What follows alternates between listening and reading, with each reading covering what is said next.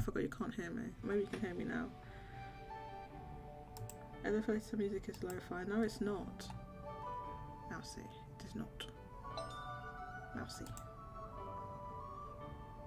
Right. Because it has a strong beat to it, which is not. Amiibo J2, link please, quick. I forgot about that. Link. Link.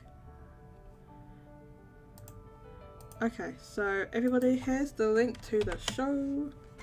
Thanks everyone for coming. We had a very large turnout. Dank, J Alpha, J2 Blue, Johannes, Mario DK, Mousy, Kike, Red Hood, Yeshua, and we had someone else, a new member, whose name I can't remember right now, sorry about that. We have a provocative title this week provided by so, oh yes, thank you. Oh, okay, I need to grab that link then, hang on. Let me open it. Where is it? Is it possible to open this on the Nintendo? Oh, for God, it just links to the whole... Why didn't it link to it? It links to the whole thing. Huh? Not that. Give me this tweet. Okay. I'm the one who's hyped about me. I'm not anyone else. I'm hyped about Amiibos. No Utopia thumbnail. Because I haven't got time to make a thumbnail. Okay, so thank everyone for coming out. I'm gonna post that I'm live now. I wish that the thing would do it automatically for me, but unfortunately I have to do it manually. So I'm doing that now as we prepare for the show. So at everyone.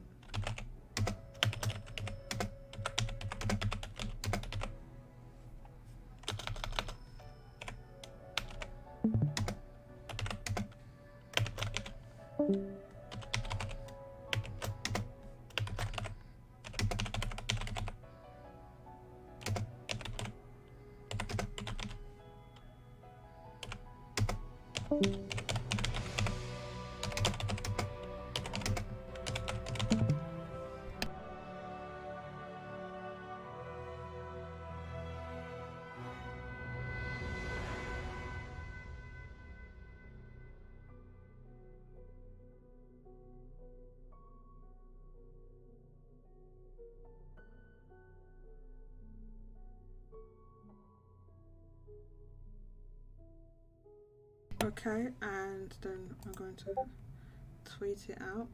Bye bye, Red Hood. We're gonna make a new one. Look how they changed what is happening. They put an exclamation mark. That wasn't there before. They changed it.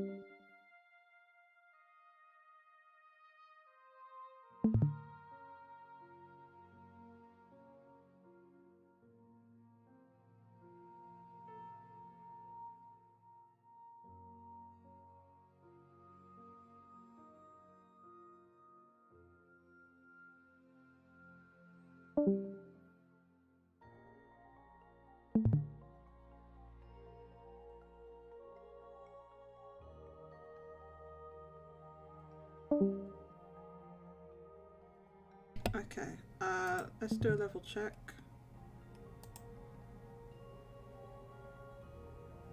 I'm not sure how my levels are, so we have to get that sorted out right now. This music's probably a bit low. Not sure about how that sounds. It sounds loud to me. Let me go to... You're gonna hear double for a second whilst I just sort this audio out. Check, 1 2 1 2. Welcome. Can everyone hear me okay? Welcome, Yeshua. Dank. Cuts and over. I don't hear you see you very often. Check 1 2 1 2. Welcome. Can everyone hear me? How's the music? The music. Is it too loud or anything? I've got to turn down. Sorry, I know you can hear double. I'll sort it out in a sec. How's the music? The music. Is it too loud or anything? I'm going to turn OBS up. Sorry, I know you can hear double. I'll sort it out in a sec. Sorry, 1 sec. I'll stop that now. Oh god, where is it? I'll stop that now. Okay. That was stopped. Yeah. Okay. Like, it's good. 1 2 1 2. You can hear the music. I mean, it's more important you hear me than the music, but, you know, can you hear it? That should be paused. Okay, thank you to everyone who came out to the pre-show. Another big turnout today. And, yeah, let's get started with the main show. I'm heading over to the on-air room. Hopefully you can still hear me. This week I'm going to be joined by Mario DK, who's going to be assisting me with hosting. So he's going to join when he's ready, okay? He'll be here in a few minutes. But let's get started. I'll see how this music is. Okay. Is that alright?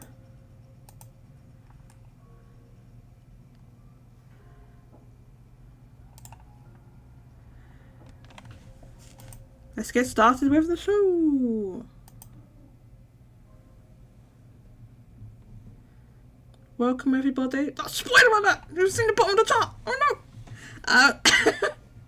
Welcome everybody to another live stream with Game Corner Shop Live. What are we calling this? I don't know what this show's called. The channel's called Game Corner Shop. I'll just call it the Game Corner Shop live stream. Welcome to everybody. Yeshua, Dank Green Center, Katsanova, J2 Blue, Mary DK. Mary DK, please go in the waiting room. I'll grab you in a second. This very rousing. It's too rousing, in fact. This music was provided by Mousy Mouse. It was suggested by her. Welcome, J. Arthur. It's good music, but it's a little too rousing, especially towards the end when it's like boss music and stuff like that. So we're gonna change at some point to a Nintendo album suggested by Mario DK. Apparently it's an official jazz album, which I didn't even know was a thing. But yes, we're gonna be playing that. It sounds kind of like elevator music, but you know, it'll be less rousing. It'll be good. It'll be less rousing. Yeah, so yeah, I'm playing different music, you know, because there have been certain complaints about me playing Final Fantasy VII Lo-Fi. Certain people that shall remain unnamed have been complaining that I play it too much. I do not play it too much. I play it just the right amount. Thank you very much. But yes, if there's no suggestions, if people don't suggest music to me, I will always default back to Final Fantasy VII Lo-Fi because it is a damn good mix. It has just the right vibe for the show. Not rousing boss music and stuff that's going to get you too excited. We want a nice, chill, relaxed atmosphere, which that music provides. Okay, so that's why I always play it. Like, and plus the other thing is when people come on the call with me, they can't hear the music. Only I can hear it. Now there is a way to get them to hear, and you know, I've got the software. The software's like complicated to work out, right? So I haven't done it. So only I've got it in my ears, right? And so it's like distracting if I'm hearing like all this rousing music and stuff, and I'm trying to talk to people, but they can't hear it. So they, you know, so that's why I prefer the chill music. Do you understand now? Do you understand? Okay. Let's get started. So, spoiler alert, you've seen the chart. Okay. We're going to talk about Famitsu chart. We have the title. Okay, so the title I need to discuss. I need to discuss the title. The title was suggested by Marody K, who did our title last week as well, actually. Marody K just suggested the title. He suggested a title, and I said I would tweak it a little bit to, you know, make it sound a little bit more interesting or better, as a discussion. So it's something we can discuss, basically. I always like it framed as something we can discuss. We can discuss, not like this is like this is just it, and this is how it is. Because if you just say, this is just the facts and that's it, then there's nothing to discuss. So that's why I changed from Marody K said that his original suggestion was Yoshi-P's one console Utopia is in Japan, or sorry, and I said I changed it to, I can't remember his exact words now, but I said almost the reality in Japan. It's almost, right? So not quite. It's not quite there yet, right? It's not a one. It's almost. So we're going to discuss, you know, as we do, why is it almost one console nation in Japan, which not many other places are in the world. So Marody K is going to be here. Marody K will not be able to hear this rousing Ori and the... Oh, yes, I forgot to say what... Did I say what the music was? Yeah, it's Ori and the Blind Forest. I forgot. I don't know if I said the title. Sorry. It's Ori and the Blind Forest soundtrack. Music is very good, and I'm sure in context the music it's very good. The game, which I haven't played... I bought the game physically. I haven't bought like a collector's edition and everything. I haven't played it. You know, it is what it is. But yeah, I've heard it's really good. So, but it does. There's like boss music in here, so because it's the whole soundtrack, so it does get a bit too much towards the end. So at that point, we'll change it. We'll change it up. So. Marody, let's bring Marody K. We're gonna have Marody K in here from the start because he's got free time right now. Hello. Marody K, welcome. Glad to be here. Can you hear me? Okay. I gotta mute the YouTube stream. Yes, please. I'm gonna turn you up a little bit on my end. I would like to know from people in the chat, how does Mario sound? How do I sound? How does the music sound? I would rather not have it too loud in my ear holes, but if you want me to turn it up a touch, I will. I like to have the music low so that you can hear, because the whole point is a discussion, right? And the music's just like a background thing. So yeah, Marody K, how are you doing today? I guess it's morning for you, right? It's still morning. Yeah, I'm doing good. We just had like a heat wave here. Oh my god. In Washington, it was like I think mid 30 degrees Celsius. Wow, that's hot. Like for 3-4 days. So, but now it's like under 30 roughly. So, it's been a hot week, but we're back to normal, I guess. Yeah, I mean, at the moment it's not. I mean, it has been a little bit hot, but the weather's not been as bad. But I know it's like, you know, heat waves are awful. Yeah. So yeah. So today, Marody K, I'm glad you could join us on the show.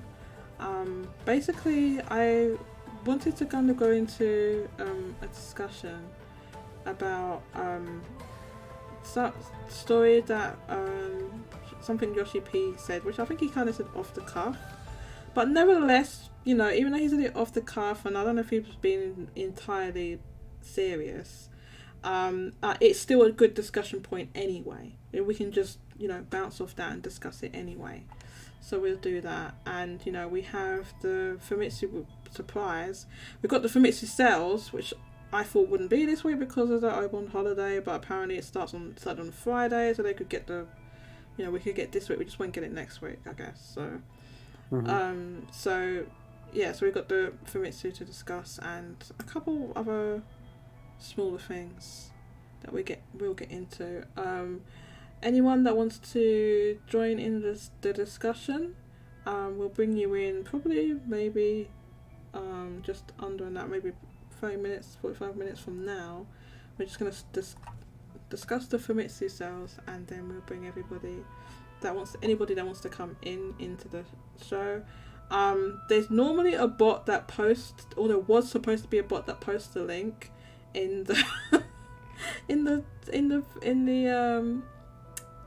YouTube chat, but I don't know where the bot is. The bot's supposed to post the link. So hopefully the bot will show up in a second. Post the invite link if you're not already a member of our Discord server. So Mario DK,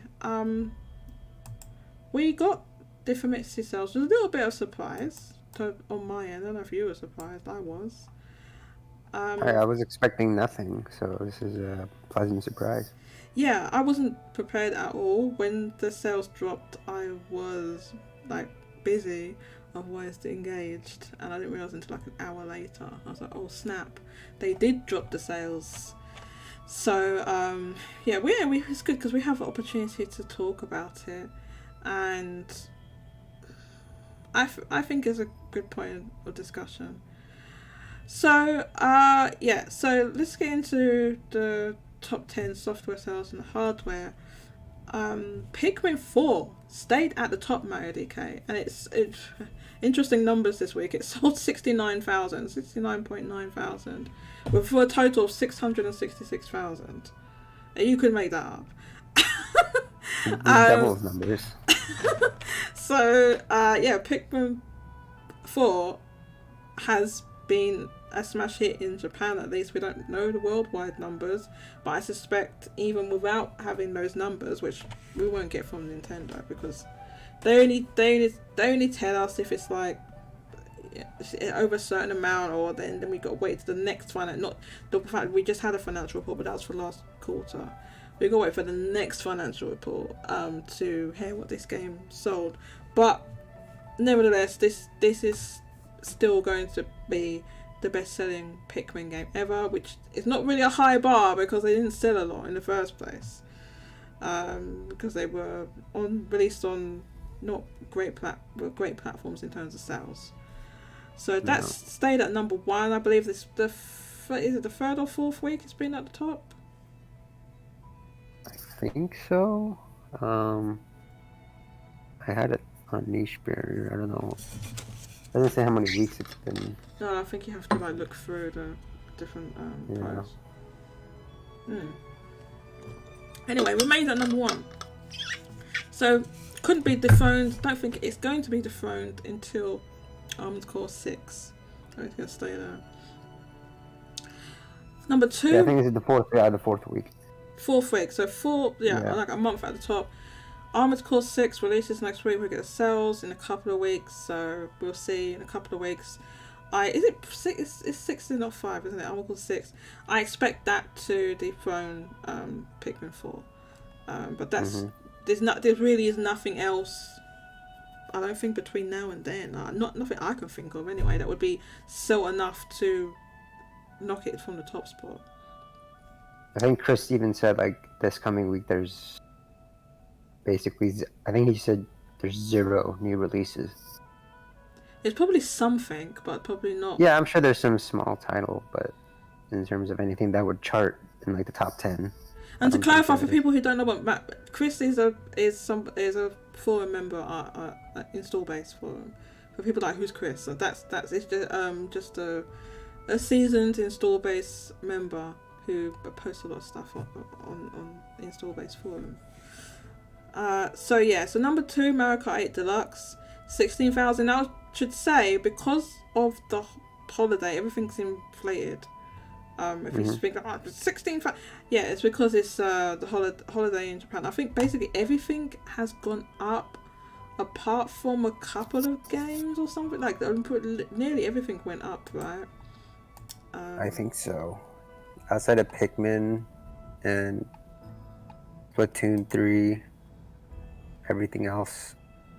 Well, we'll get to Natsumon later, but apparently people are saying they might be having stock issues. This is what I've heard. Some people have checked, and To be honest, I think that's an L on Spike Chunsoft for them to allow that to happen. If that really has happened, that's a huge L, and lost sales. Just not having the game just visible on stores where people can walk in and buy it. You know, families, who, you know, the audience would be for this type of game.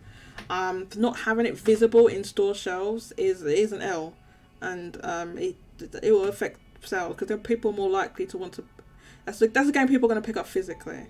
You can get it digitally, sure, but people seeing it walk into stores will get it. So yeah, nearly everything is up. Let me bring niche barrier here. Oh yeah, I forgot to pop up the YouTube chat. Yeah, I think everything in between, well, everything else in the top 10 anyway is just an evergreen. And I know that's this kind of discrediting those games by saying just, but it's the holiday, which is the main console, so you're gonna get increases like this. Exactly, yeah, stuff. And they're pretty decent increases, but it is, yeah, it's not just to clarify to everybody, it's not just a random week. Like, it's like the holidays, the holiday period in Japan, so everything just goes up. So almost everything that's like not a new game, and yeah, as I said, you can just rattle off these titles every week and say, oh, this you know, is an evergreen and everything. But you know, these sales are extremely significant. It's a lot, you know, for Mario Kart 8 Deluxe. This is an old ass Wii U port. They're selling 16,000. You know, yeah.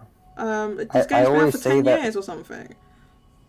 Yeah, I always say that these are the truly critical time periods for a console. Like when you look at the health of a system, these are the ones that really tell you the truth, like the real health. Like when there's no big releases, you know, charting or, you know, anything new that's kind of like throwing things off and making it look like, oh my god, it's so much software. Like when everything calms down, this is when you can tell like how a system is really doing.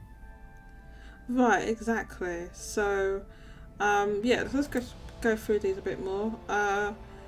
Number 3, Tears of the Kingdom is still here. Number 3, that sold an additional 15,000. I think that was up as, you know, that for that to be up when that game came out, like, you know, a few months ago or whatever, for it to be up in sales is impressive, because you'd expect a continued decline. But you know, this game is now basically entered the evergreen status, and I think Breath of the Wild has dropped off a bit, but it's still in the top within the top 30. So we'll look at that. Minecraft at number 4 sold an additional 9.8 thousand. Super Smash Bros. Ultimate at number 5 sold an additional 7.8 thousand. Nintendo Switch Sports at number 6 sold an additional 7.6 thousand.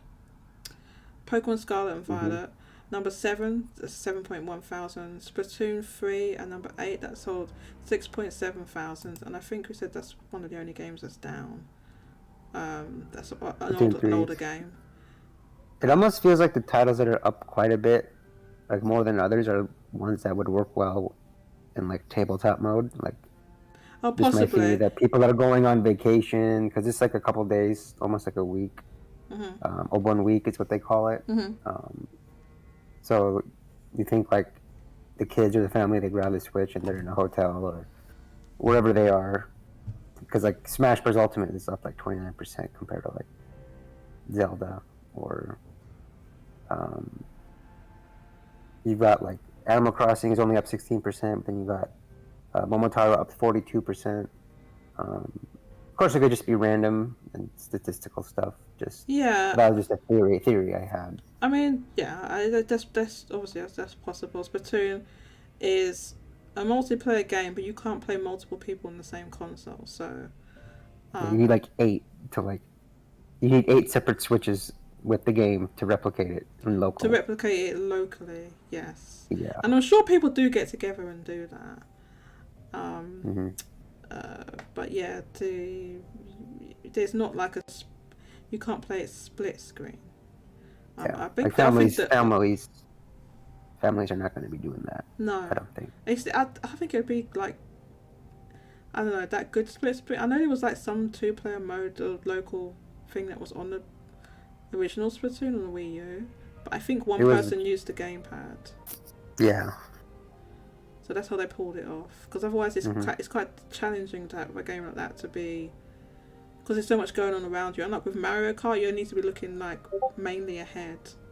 It was mid. What was mid? You're mid, Jago. What's mid? I don't know. Jago's saying something's mid. Yeah. So that's just Splatoon 3. Now, number 9 we can talk about Natsumon now.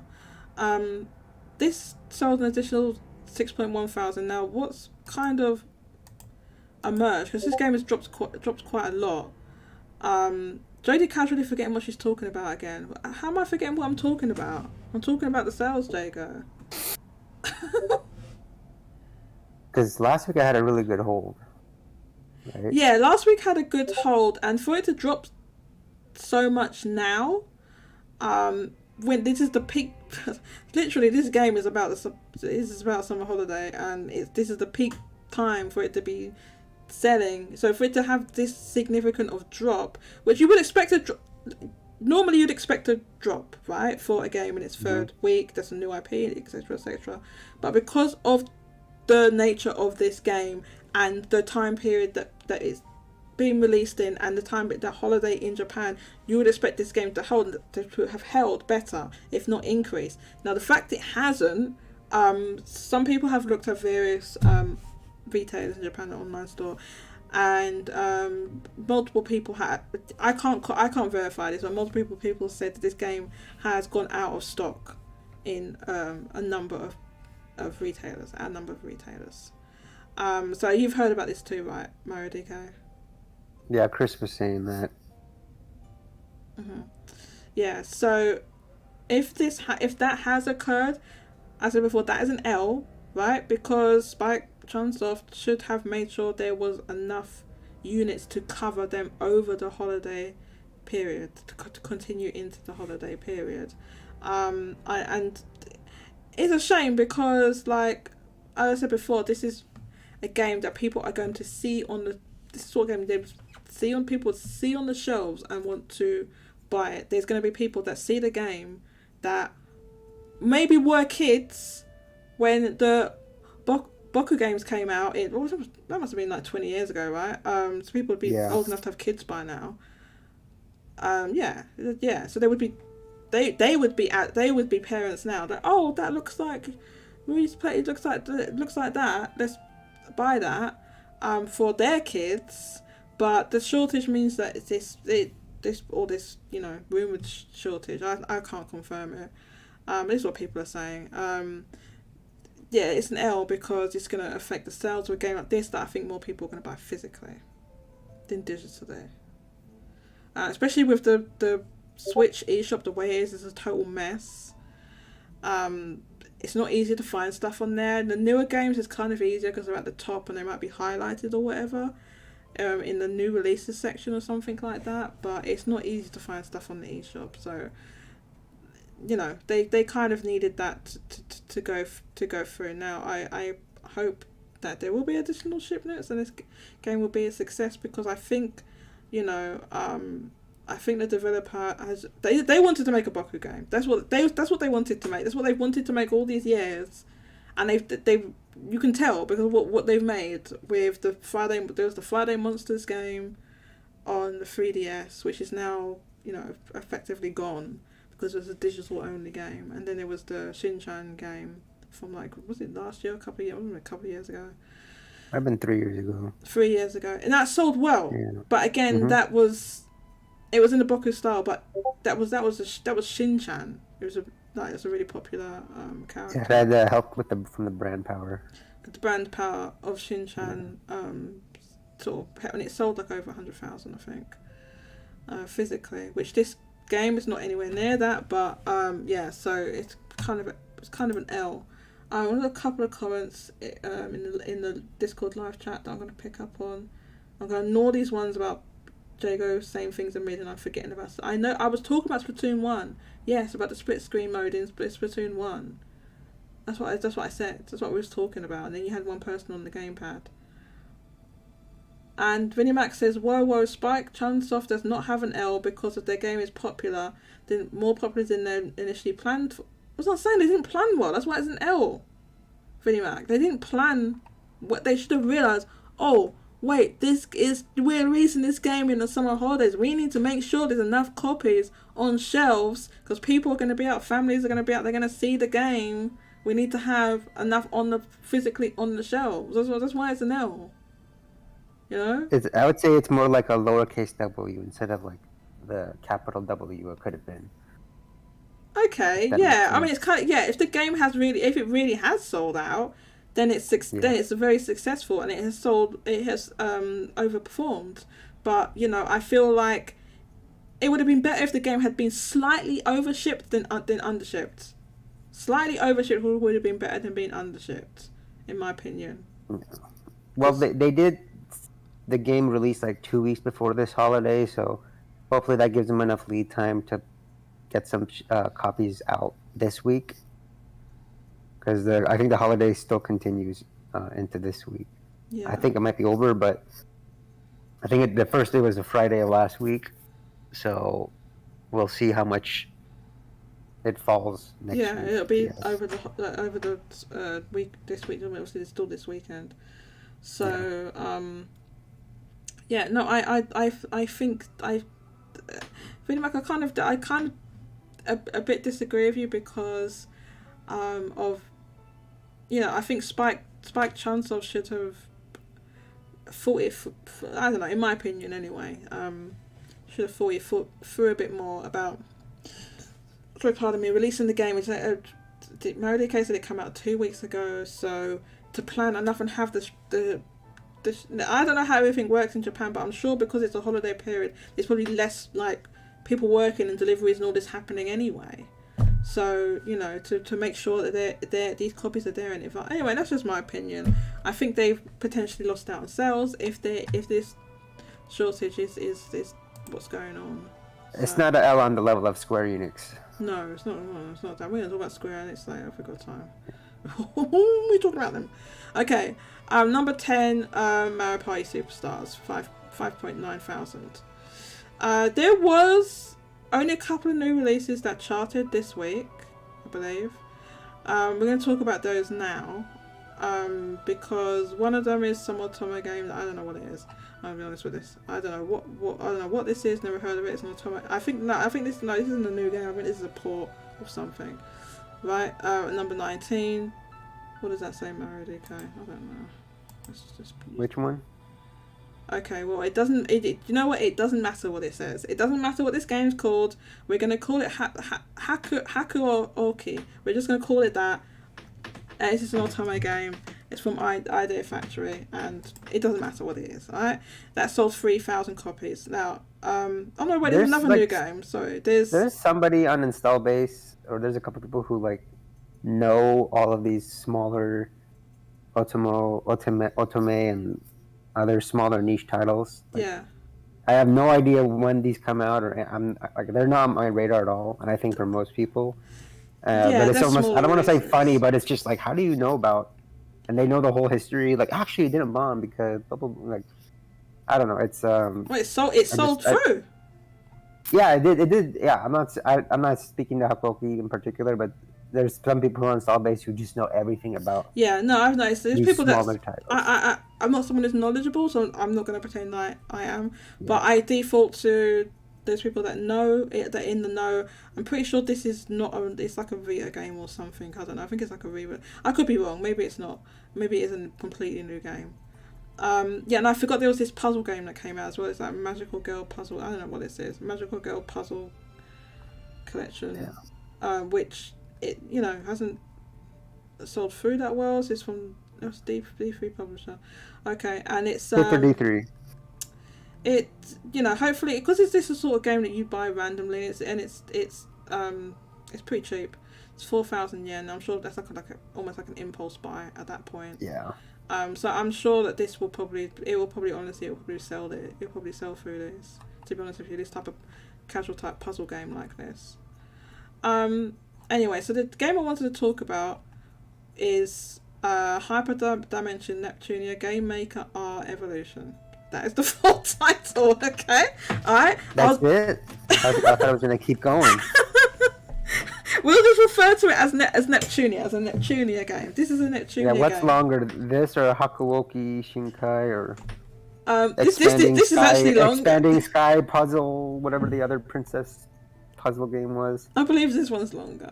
These titles are wild. Yeah, these titles are pretty wild, and it's not the first time that these Neptunia games have had long titles. Maybe their games would sell better if they had shorter titles. Maybe. They need to do. Well, like I said, I said on the Discord server, I said I felt that they being Compile Heart, who makes these games, that they literally tried to turn at the last second to avoid the iceberg, and it hit them anyway. Or did Neptunia games. Now these games, Compile Heart kept them as PlayStation de facto exclusives. Just for, we're going to discuss this in a second. Just for no other reason, they just want to. That's what they want to do. They want to develop other platforms. Want to do. Problem is that the PlayStation's been a sinking ship in Japan, and it's dragging everything down with it. And these smaller franchises are especially vulnerable. There's other things that can maybe weather the storm, or maybe they've got, you know, sales in the West they can rely on, or maybe they've got like a giant mega corporation parent company like Sega Sammy. I'm gonna get into that. I'm gonna get me started on that.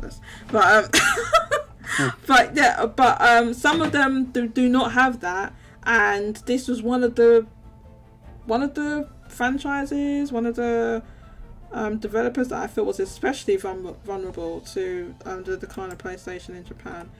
And I did look this up before. Oh my god, this music's getting crazy. I don't know. The music's getting crazy, Mousy. Mousy. I can't do it anymore. I can't. The music's gone crazy. So you can't hear this, DK. It's gone into some like crazy boss battle music. No. Where's the Nintendo? No. We're changing. I can't get into this crazy boss battle in my ear holes. Where's the music that Mario DK provided me? Okay, so we're gonna play this. Now apparently this is official music. Mario DK claims it was like an official collaboration they did like right around the release of Super Mario World. Okay, so this is from the 90s. It's called Welcome to Super Mario World official jazz album. And this is on a playlist. So hopefully this is much more relaxing. Oh my god. Yeah. You might want to skip the fourth song when it comes on. It's the Mario Stay Alert. It's not like super crazy, it's just a bit... Okay, like I'll look out for that one then. Yeah. So hopefully that sounds alright to everyone. I don't know if anyone can hear that. Are there people chat? Have I been missing people's chats? No, just J2 Blue says lol. I know it's lol you're lolling at. Okay. So sorry, that music was getting crazy, Mousy. I just couldn't take it anymore. It's just too much. Right, what was I saying before that? Oh yeah, okay, we're talking about Neptunia. Okay, so Neptunia, the last game they made, did not sell well. Okay? And that was a couple of years ago. I'm gonna look it up on Niche Barrier. Oh my god, I can't type. I'm gonna look it up on Niche Barrier. Okay, so the last... Can I sort this by release date? So you can see these ones didn't chart. We're gonna talk about that in a sec. Okay, so this last one they released was in 2022 actually. So yeah, this was over a year ago. So this is Hyper Dimension Neptunia Sisters vs Sisters. Okay, and this, I believe, was in the chart both on PlayStation 4, PlayStation 5 was in the chart 1 week and disappeared. It was just gone. Right, so we only have one entry. Total sales 6.2 thousand on PS4 and 3.8 thousand on PS5. This was back when PS4 sales were still higher than PlayStation 5. But if we look back at the history of these games, you'll see they used to sell more. So if we look back on what it was selling on PS4 and Vita, okay, Mario's gone on a quick break. He'll be back in a little bit later. So if we look up at the history of what these games were selling, they used to sell a lot more. That even if you added digital to this figure of 10,000 we saw, it's still lower than what it was selling. Okay, so for example, this Vita 1 I don't know, what is this? These are really long titles, man. Hyperdimension Neptunia versus Sega Hard Girls Yume no Gatai Special. That sold 16,000 on the Vita, for example. On the PlayStation, that was in 2015. Another one in 2015. I think these are spin-offs, maybe. I don't even know. This is Mega Dimension Neptunia 7, 23,000 with 31,000 total on the PS4 in 2015. And you have like, I think the highest selling game was, what was the highest selling one? Let me sort this by sales. What was the highest selling one? Yeah, look. So this is what, in 2017, this is what one of their games was able to sell. So Cyber Dimension Neptunia 4 Goddesses Online. Okay, this was 41,000. This is the highest selling game. This is niche games, but this is the highest selling one. Like, they were getting up to, in the 40,000s here. Yeah, 30 to 40,000 they were able to get. And this one released in 2017 on the PlayStation 4. Okay, so this is what they were able to get, and it just dropped and dropped and dropped until we get the Sisters vs Sisters game, which sold about 10,000 across PlayStation 4 and PlayStation 5. So their sales dropped off a ton. Even if you added digital onto that Sisters vs Sisters game, it doesn't get you to 50,000. Right? Nowhere near that. So they were, I guess, felt forced to put the game on Switch. It's like, have you seen these games? These aren't exactly,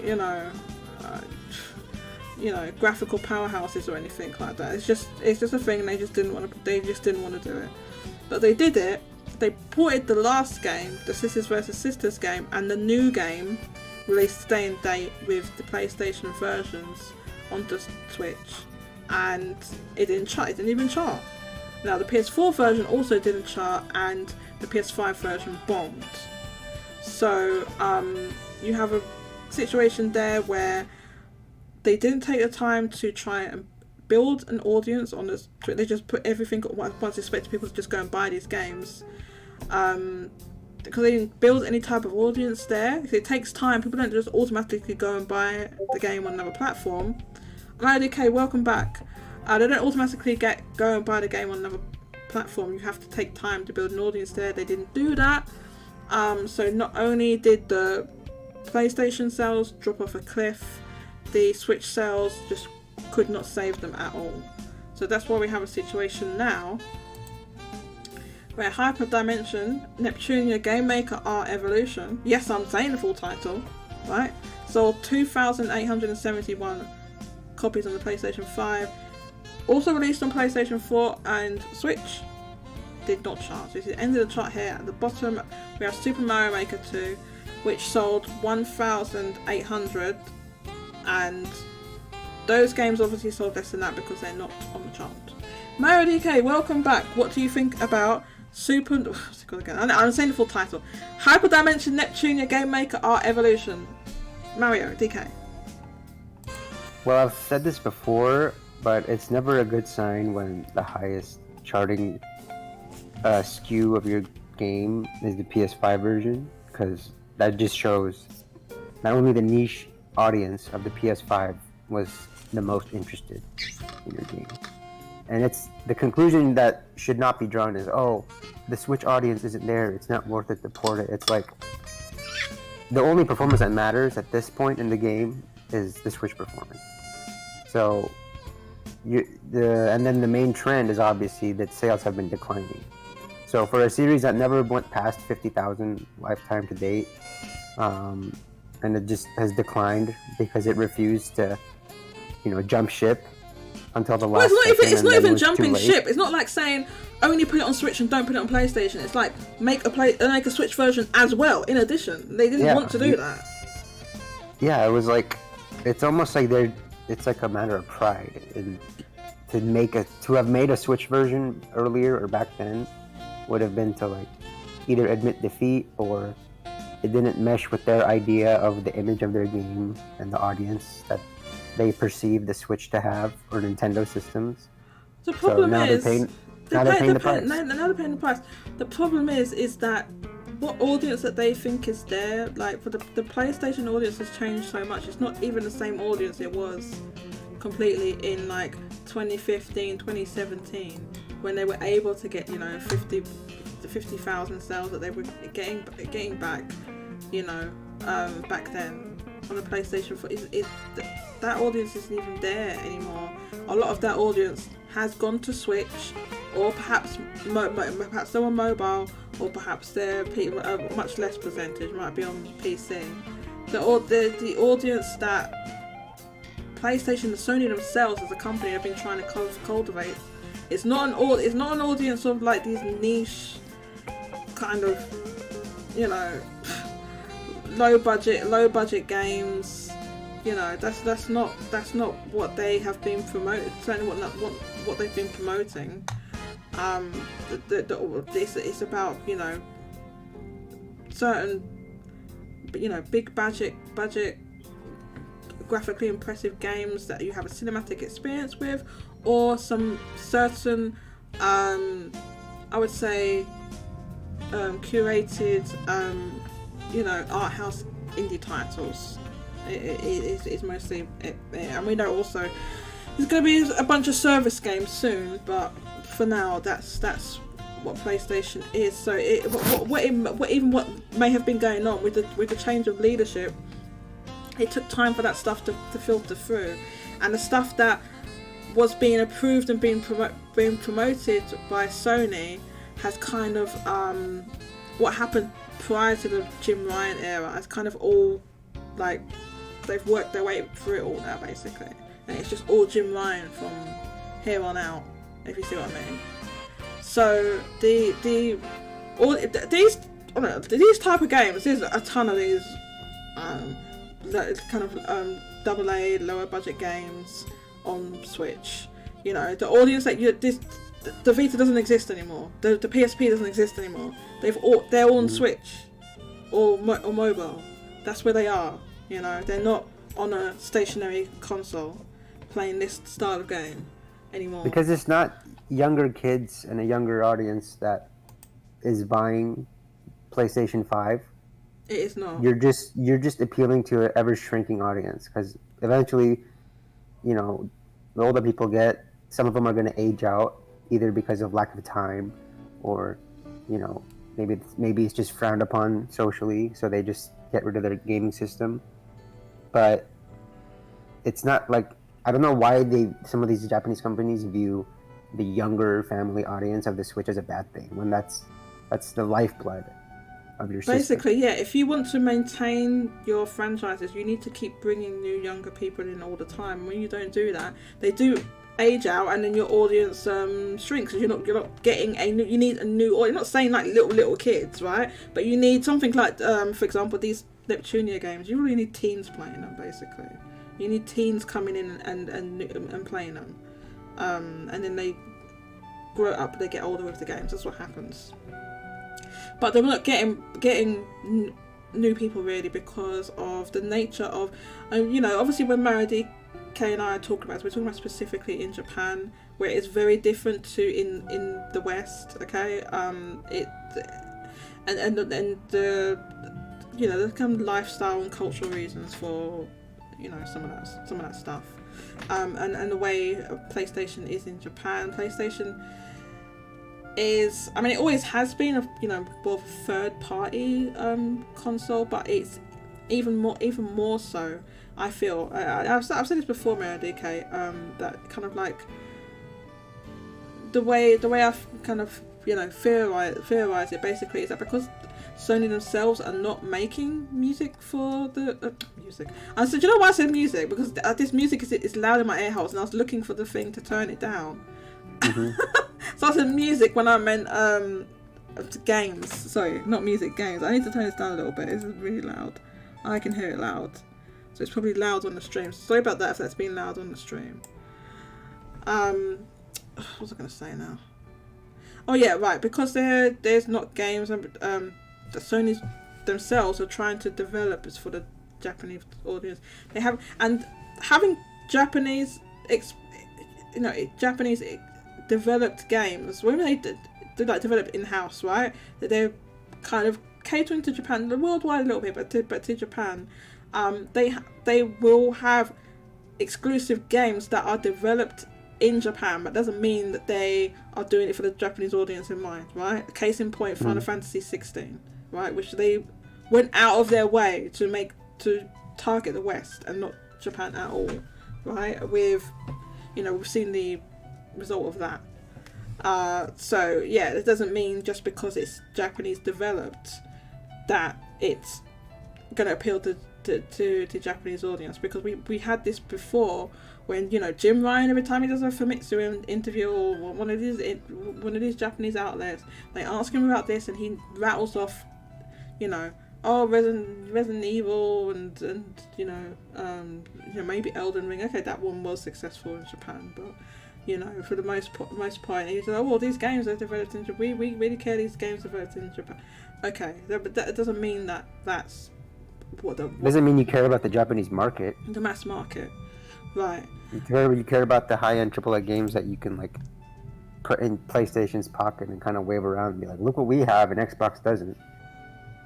As a chip, or just kind of almost like a bargaining. Well, I mean, we've seen this. It's almost like they're just like a tool that PlayStation can use. It's obviously, yeah, they're transactional. They're businesses. It's like a purely almost transactional relationship at this point.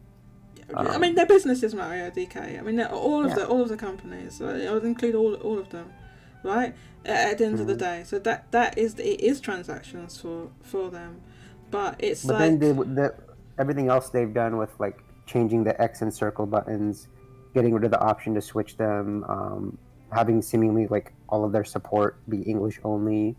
The last state of play, which didn't even have a Japanese link. They had advertised it on Twitter, but then when the time came for the show, the link just didn't work. So they didn't even have a Japanese version of their latest state of play. The hours for them have been very Japanese unfriendly, 4 or 5 a.m.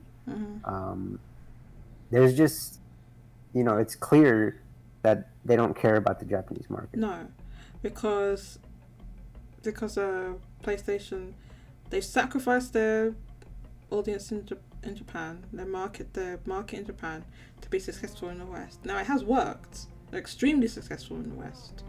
But it has come at the sacrifice of the Japanese market, which is. But they didn't have to. They didn't have to. They were deliberate decisions made by them. Now, why did you say Nintendo has shown?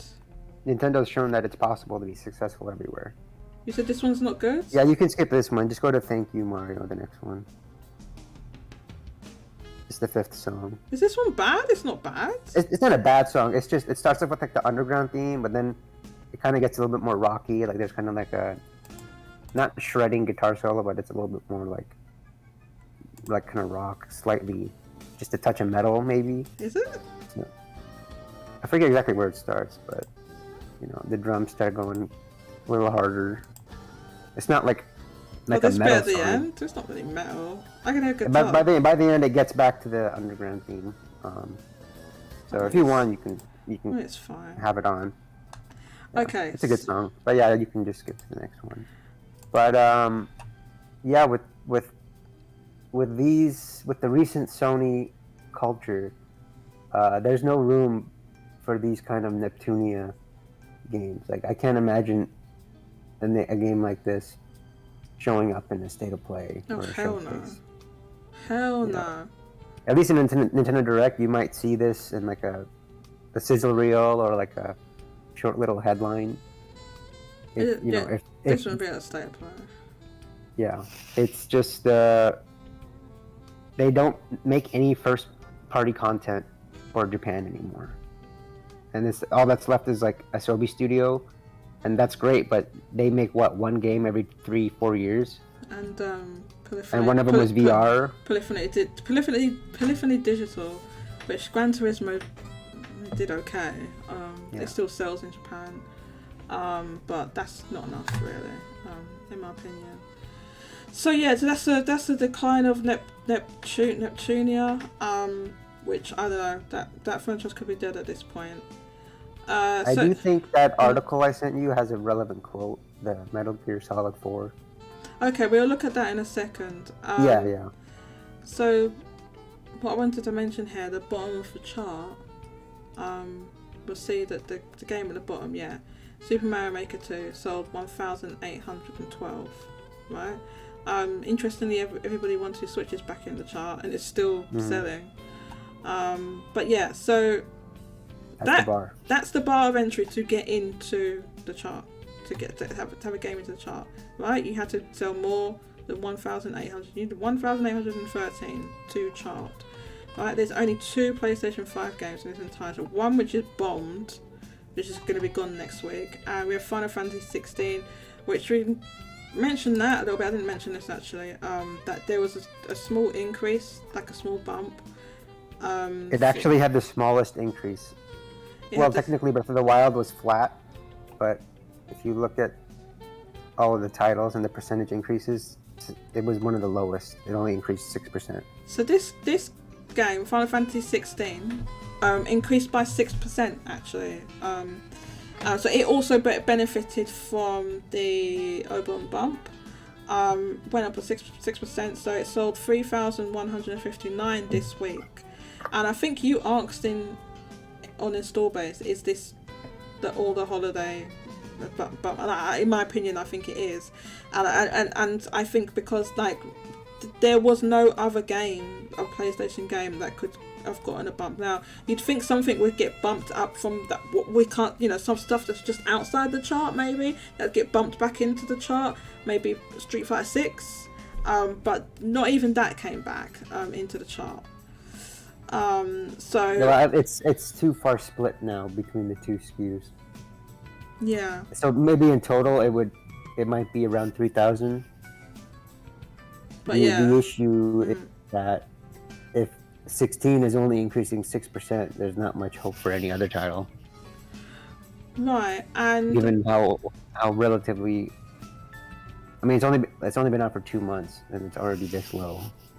So somebody said to me on Twitter, well, what game could possibly, because bar of entry so low and everything, and I said, well, what game could possibly go into the a game that's on PlayStation that could go into the chart? And I said, well, anything, right? The bar of entry is that low, right? And we're going to talk about the hardware. The hardware is the same as last week, very strong. The PlayStation 5 sold 50,000 in Japan, and to have the software this low is crazy, because like, how could not even something even sell like 1,800 copies to get into like physical. Now there were people out there that they think and they believe that the PlayStation 5 has an 80-90% digital rate in Japan, right? Which there's no evidence for that. We have evidence to the contrary, in fact. And even if that was the case, you adding 80% of whatever onto Neptunia is still going to be pathetic sales. It's bad, and that's bad for retailers. It's like, okay, great that they have it's great that there's maybe this elusive, mysterious type digital. I'm almost certain that's not good for retailers. No, DK, I'm almost certain that is not happening. Oh, absolutely, yeah. But even if we entertain that, potential theory, right?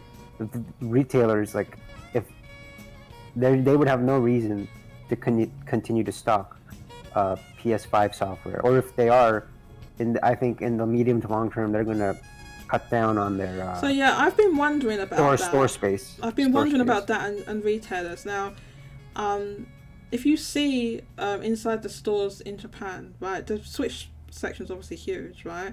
They do a handful of stores do have Xboxes with their little tiny little sections, right?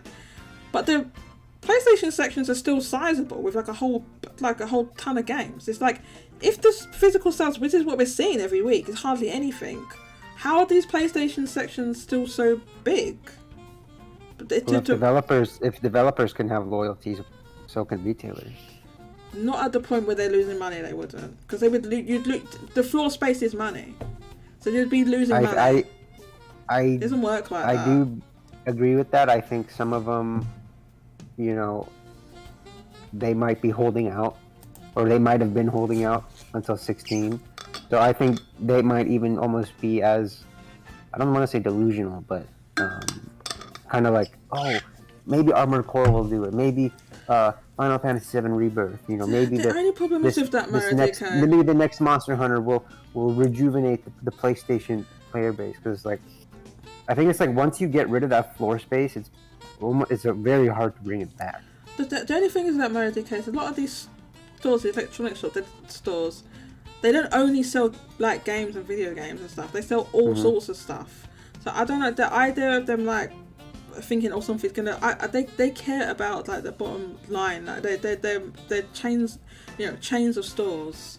You know, your Yodobashi or you know whatever it is, right? They're chains. That sell all sorts of stuff, not just. I don't know. I just don't feel the loyalty thing works for retail, because the floor space is money. If you've got stuff there that's taking up floor space, it's not selling. You're going to lose money.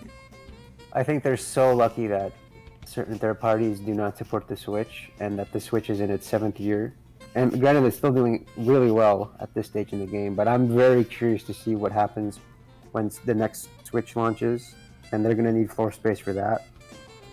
These developers that haven't budged, they're not. I don't believe they're going to budge for a Switch. It's not power that's stopping them putting. That's not the reason. We're going to get into your article in a second. No, I just mean floor. I mean floor space at the retailers. Yeah. I'm just curious how that allocation is going to look like. I'm wondering why it's still I'm wondering how these PlayStation sections are still big now when the software sales are like this in the chart. How are the sections so big? That's what I was saying, is like they're lucky that Switch only has the third-party support that it does, because like there's still a decent chunk of third-party that only releases on PlayStation, and then the Switch is also like what, in its 7th year. So you look at the top 30, it's a lot of evergreens. It's a lot of evergreens, and if anything does really, if it's a multi-platform game, right? If it is on Switch, you might as well just forget about that PlayStation version. Outside of a couple of things, and you've got like, I think because I've been looking at some of these pre-orders and stuff, and I think like I was looking at the Adventures of Dragon Quest: The Adventures of Dai. The pre-orders for that look really bad, by the way. I don't think that game's going to do very well at all. But that's Square Enix nonsense and them not promoting stuff properly. And then maybe releasing these games too close together. That's a whole, you know, this is Square Enix it's Square Enix all over, right? They're just a mismanaged company completely. You'll get like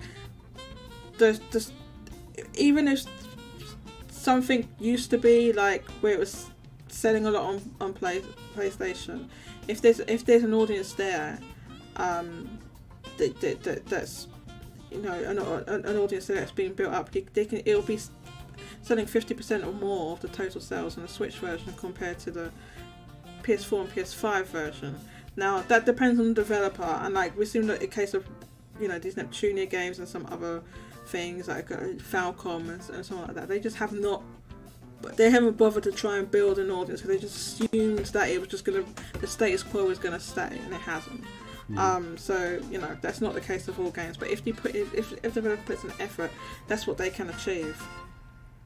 Now this music is loud in my ear holes. I want to get into a couple of these comments, Mara DK, that I have for YouTube comments.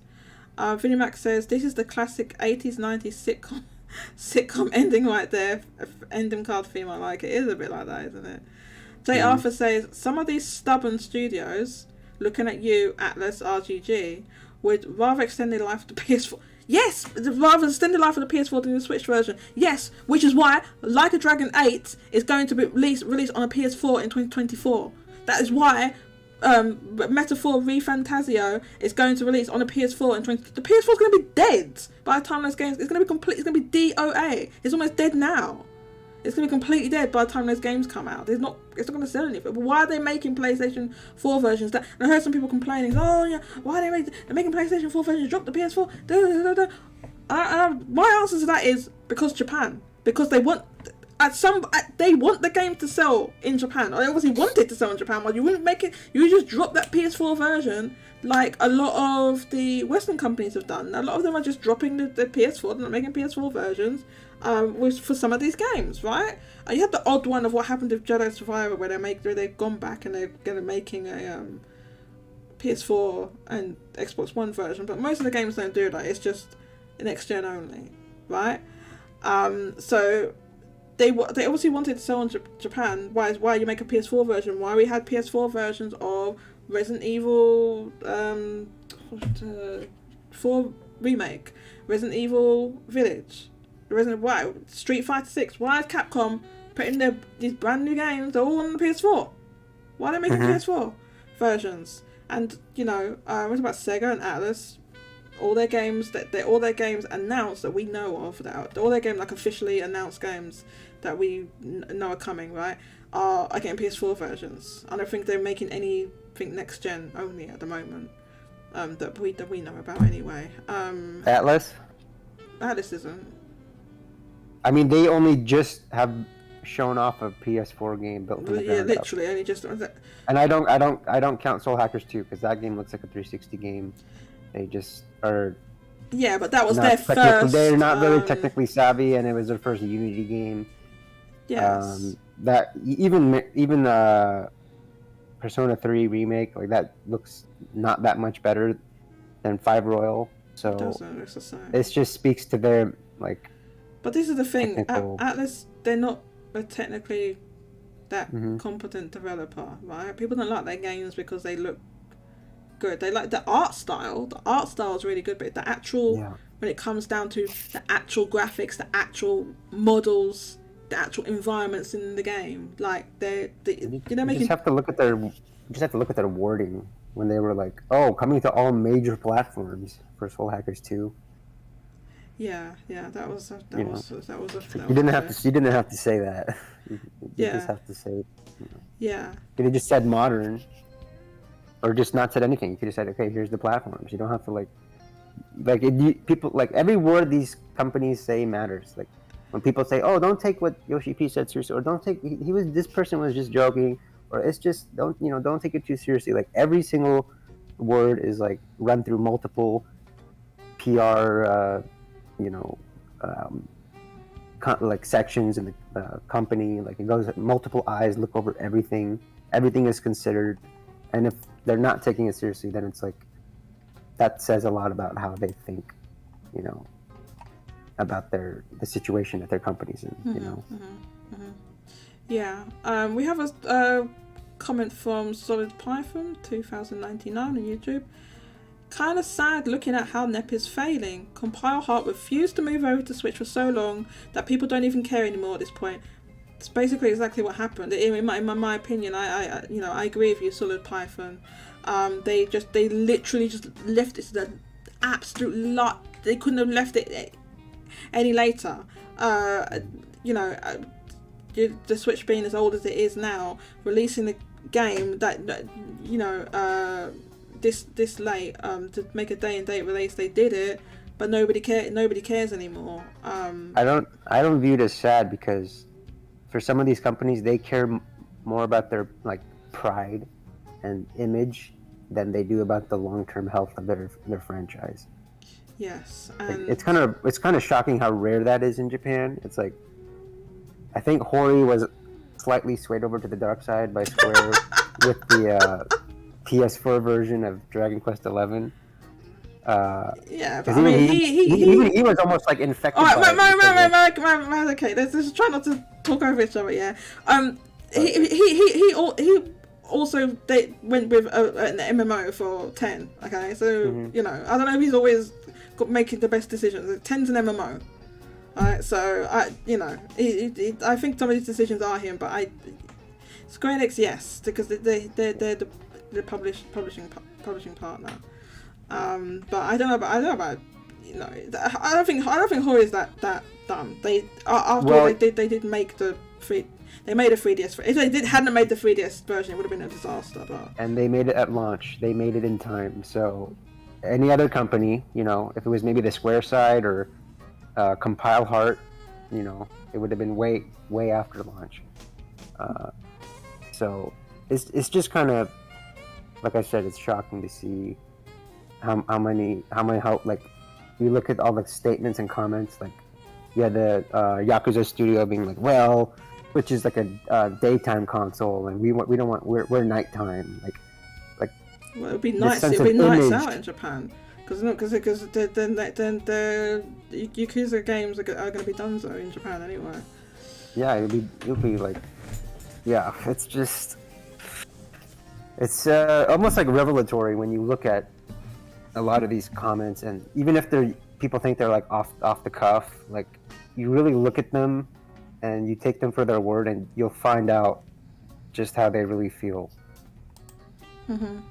Or even their silence. Like, I don't think I've heard the word Switch or Nintendo like leave Harada's mouth in the past 5 years. Like, I don't think he's ever even talked about it. He cares more about Steam Deck.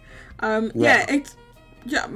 Kart, I actually agree with you that they are. Think about it, right? If it was just purely business and they were business minded, then you wouldn't see this phenomenon happening with Japanese developers, but it's not happening in the West, right? So there's some cultural, it's cultural aspects, and business. There's a bit of business culture of Japan is like very different as well. So it's that is fueling that. So you have a very interesting article which you're going to look at in a second.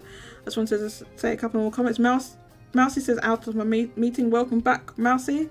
J2 Blue says, remember when people thought PS5 could run on the Switch? Oh my god. Those arguments went off. It was so dumb. Those arguments went on for years, man. Now people say the same thing about that P5, not P5, P3 remake. Oh, I can't run on Switch, that's why. Okay, alright then.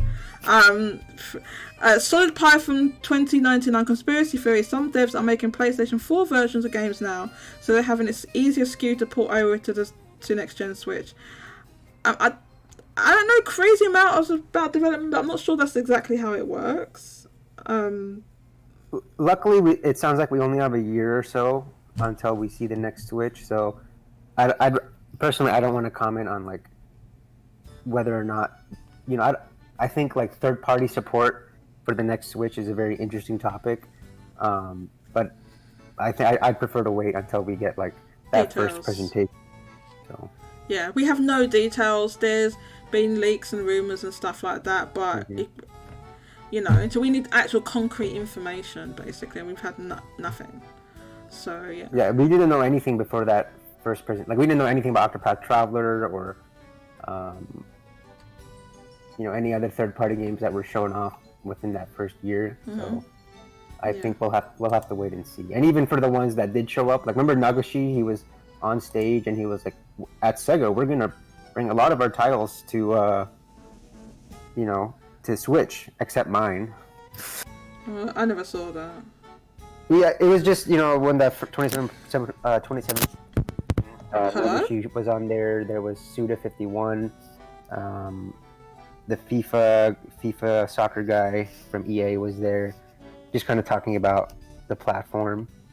And then Nagoshi was there. He didn't say anything in specific. He's like, "Oh, we're gonna like support this with various blah blah blah," like just very vague comments. So yeah, well, we know now that he was talking about Super Monkey Ball, obviously. Yeah, absolutely. And then Nintendo also like had a graphic of all these third parties, like all their logos, and like, oh, here's all the people that are gonna support it, and like From Software was there, but the only thing we got from Software was the first Dark Souls, and that wasn't even done by them.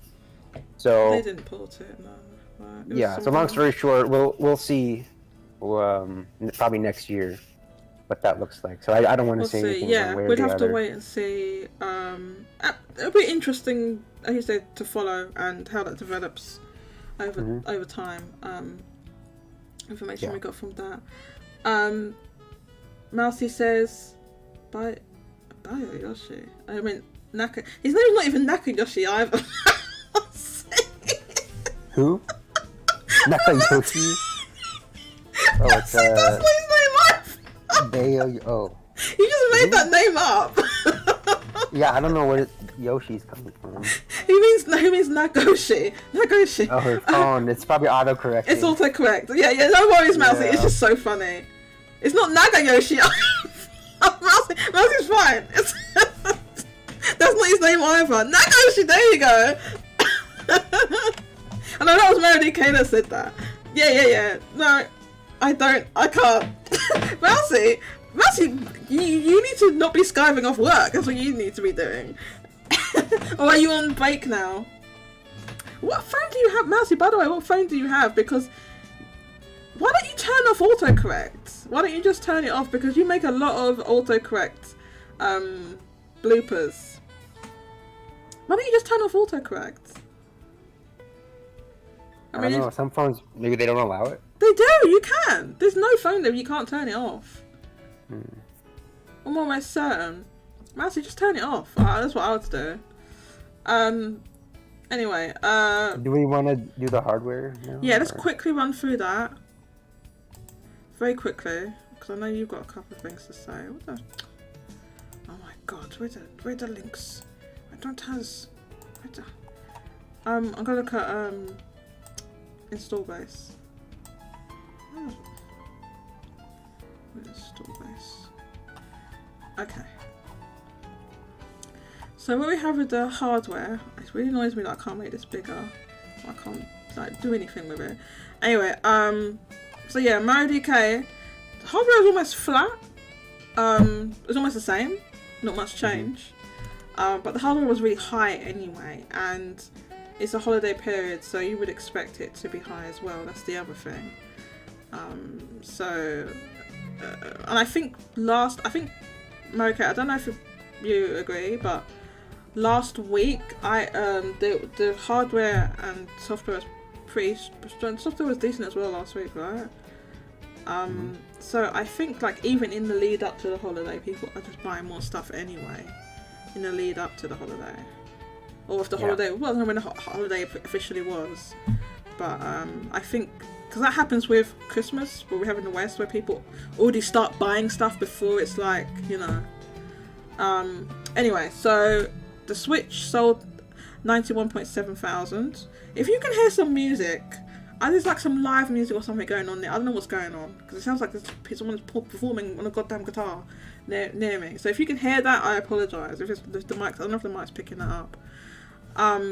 So yes, Switch was still high, because last week it was 93.2 thousand, and so it's up week over week. It's even up over last year, which was 70,000.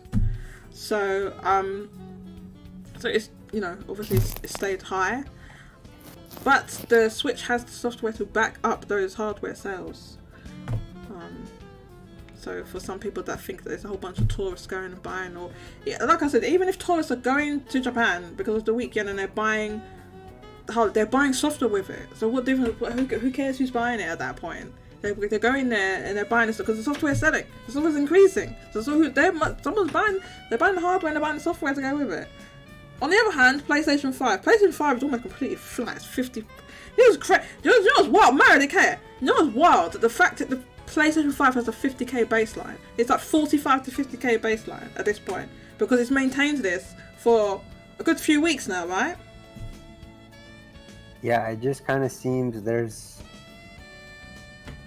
but they're not selling out either, so it just seems it's not sold out in the stores. No, there is plentiful supply if you want to buy a PlayStation 5 in Japan.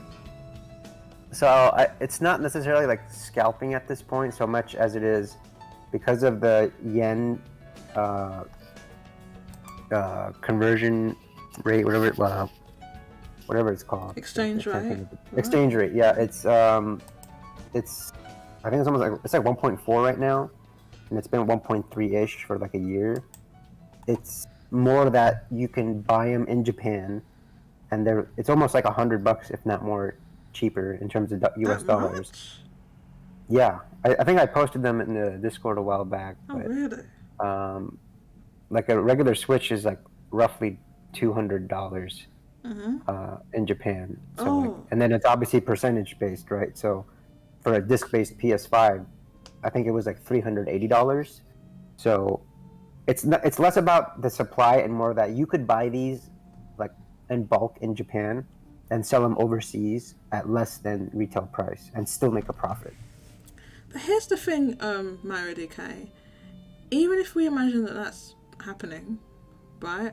And it was when the PS5 was supply constrained. That definitely was happening. People were sent in bulk. They were buying them in bulk and sending them off. You know, I've shown these photographs that I collected before.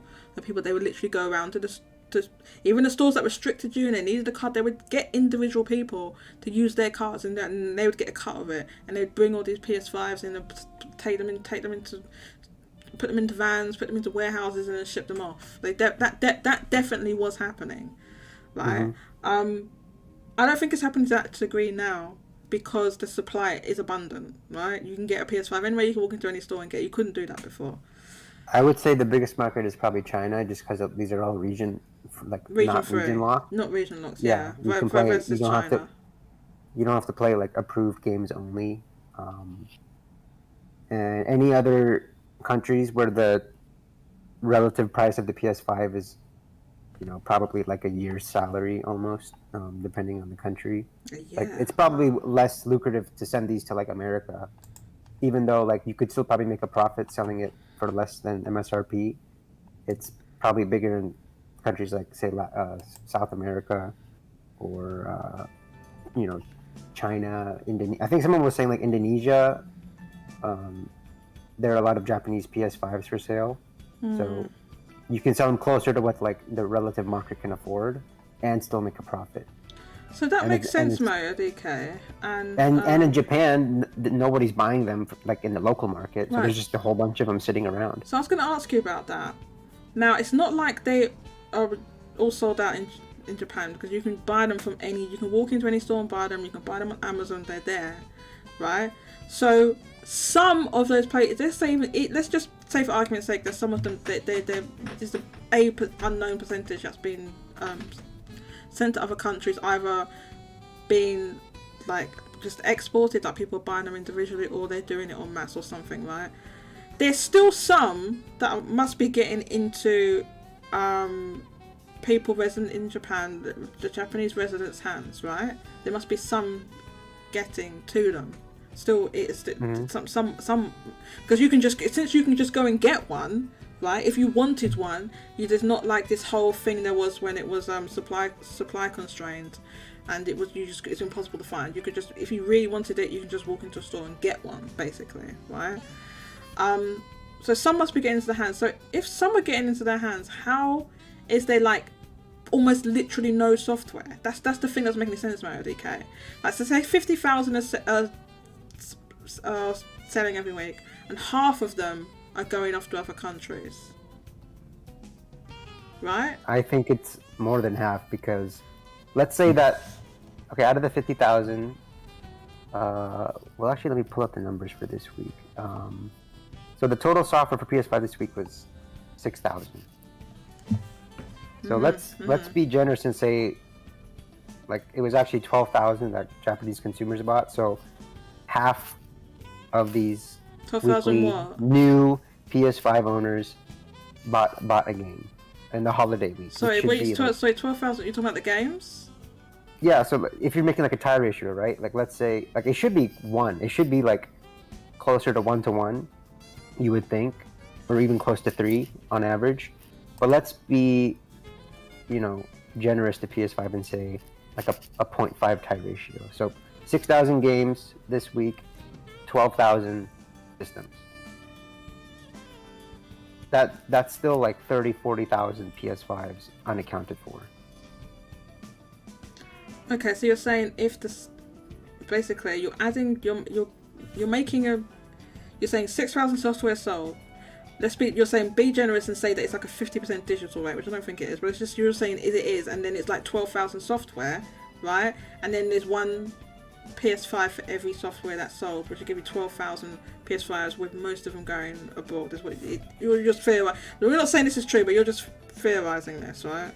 Well, if you think about it, and you assume that all the PS5s went into the hands of Japanese consumers, the tie ratio this week, I calculated it, is 13%. So, like, you know, 13% of PS5 buyers this past week, not 13%. It's like for every PS5 that was bought, it was like 0.13 games. Yeah, it's terrible. It's like that should be 10 times of what it is. It should be like, you know, it's the holiday season. People are probably buying games on discount. There's deals. It should be like at least 1-to-1. There should be roughly 50,000 games in the top of the charts. Like you look at the Switch, right? There's 209,000 software and about 91,000. So that's pretty close to like a 2-to-1. It's pretty close to like 2-to-1. Yeah, 215,000.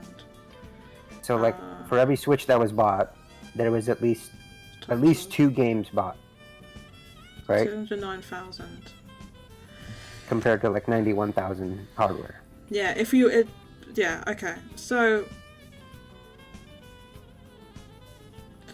okay, but the thing is that obviously, you know, it's mainly you are pulling out of your ass. We don't know that.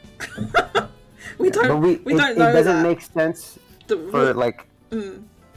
It doesn't make sense for the PlayStation 5's tie ratio to be that low. It doesn't make sense. Like no other system is, even the PS4. Like I've been charting it, the lowest it ever got at this stage in its life was maybe like a 0.5. So let's maybe triple the PS5's tie ratio, right? And it's still like you still have so many systems that are just unaccounted for. Like what are people doing with them? It doesn't make sense. A lot of it doesn't add up. Obviously we could talk about this all day because we don't know the thing, but the actual answer. But Mario DK, if you had like say contacts and stuff at your disposal, how you could do this. We just like this is hypothetical, right? How would you go about investigating this to see what is going on? Just assuming you had all the resources you needed.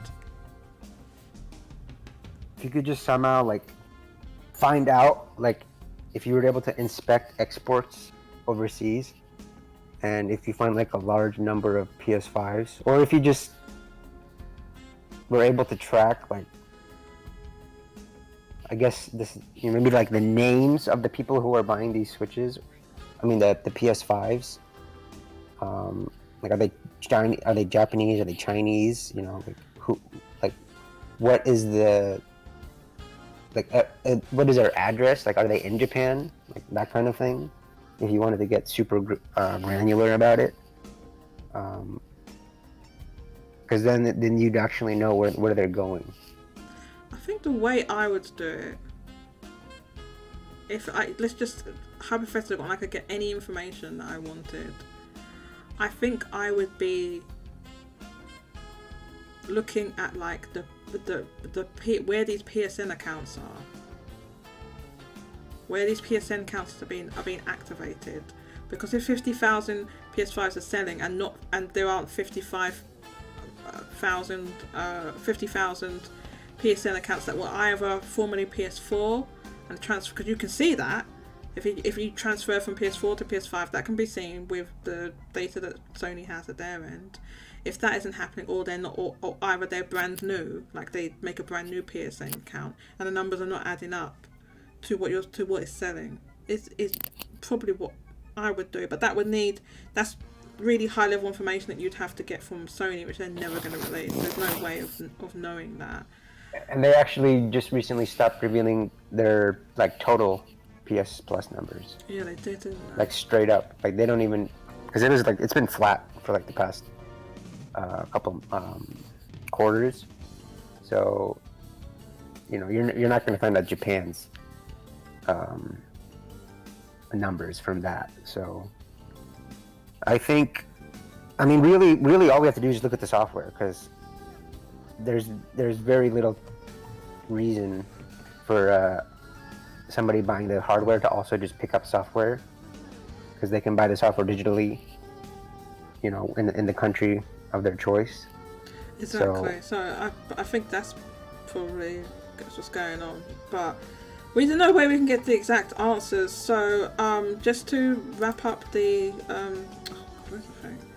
to wrap up the hardware, the Xbox Series sold 2.2 thousand, which is down on last week. You don't want to be seeing that in the holiday period.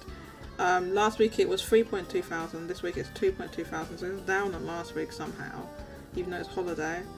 PS4 basically doubled and was 1.5 thousand, and last week it was 789. The why are they still tracking the 3DS? This doesn't make any sense. Last week it was 56, this week it's 29. Famitsu, please stop using your resources to track the 3DS, man. Like, let it go, it's gone already, let it go, Famitsu, please. Oh my god, why are they still tracking the 3DS? So that's with the hardware. Now, Mario DK, you had an interesting article that you provided me a link for in the pre-show, and we can talk about that. And so I'd like to talk about this, and then we can tie that in with the Yoshi-P story as well, which is like the main topic of, you know, the title that you came up with, right? So this is an article from VGC, and it's recent. This came out like a month ago, almost exactly a month ago actually, VGC, and so this is information from one of the devs that worked on Metal Gear Solid 4. Is that correct, Mario DK? Yeah, it was like the assistant producer, Ryan Payton.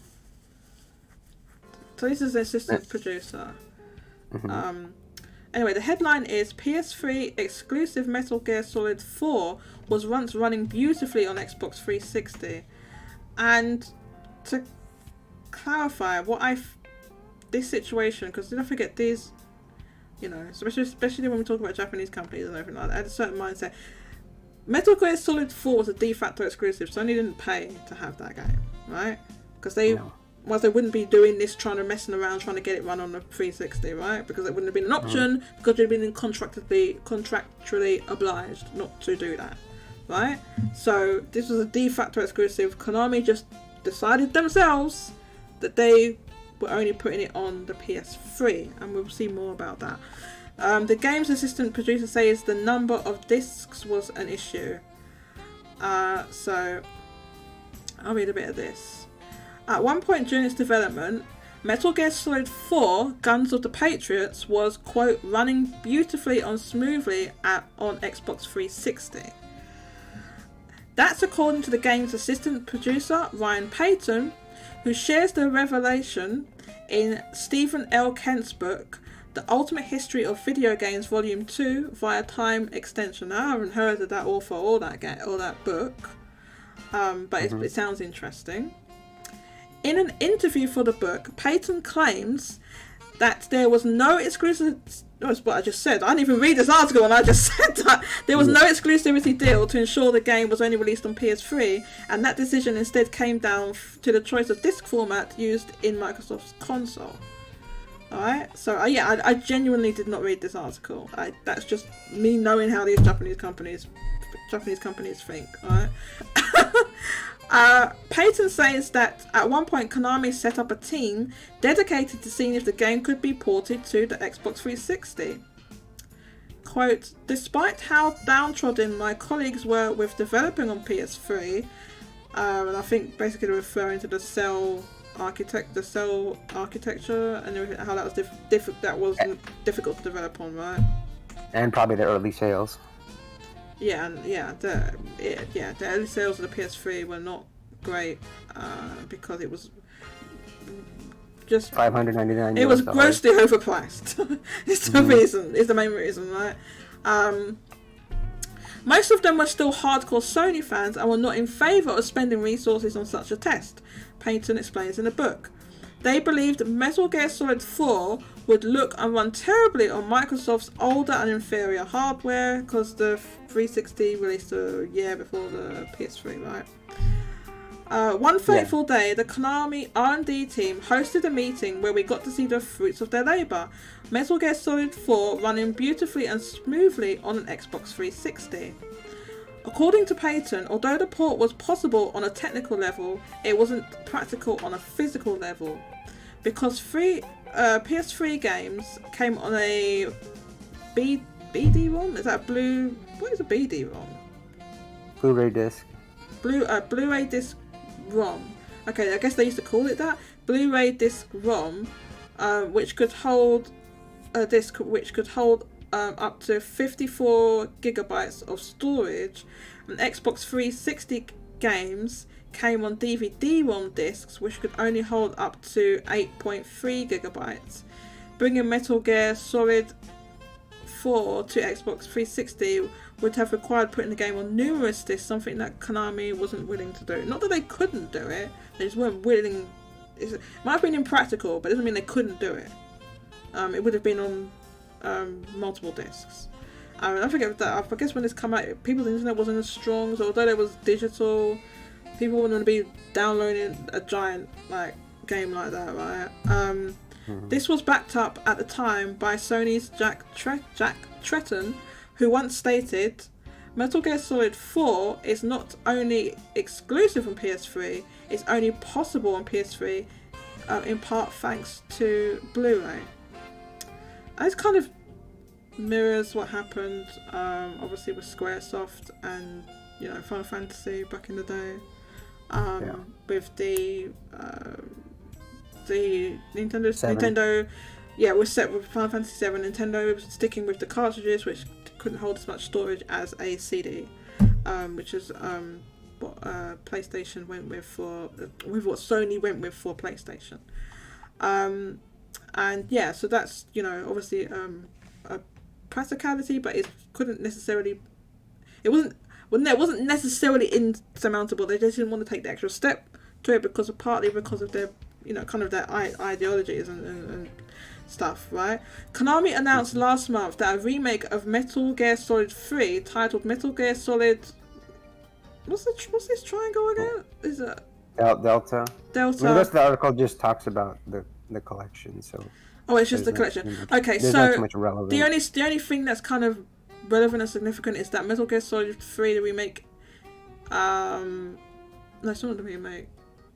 No, it's not that. It's okay. This is going to Xbox, and so is the Master Collection.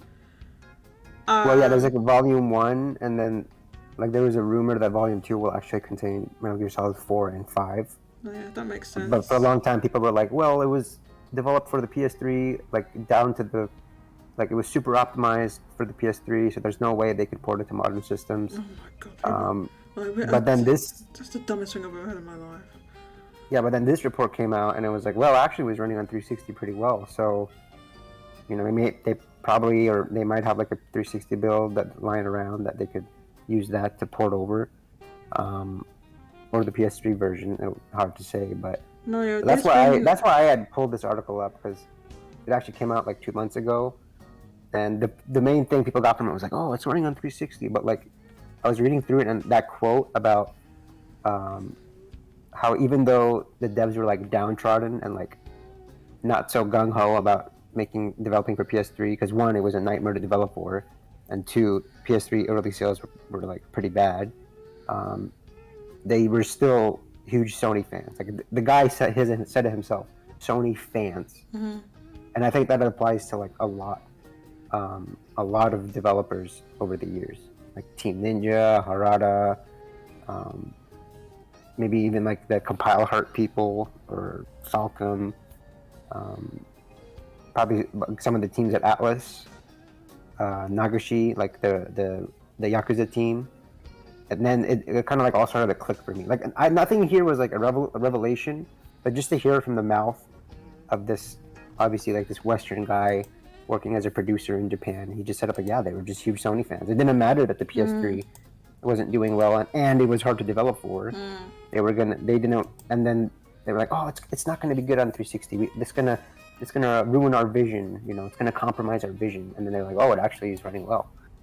It's they just they'll twist and turn and come up with almost different kinds of excuses internally not to put it on any other system.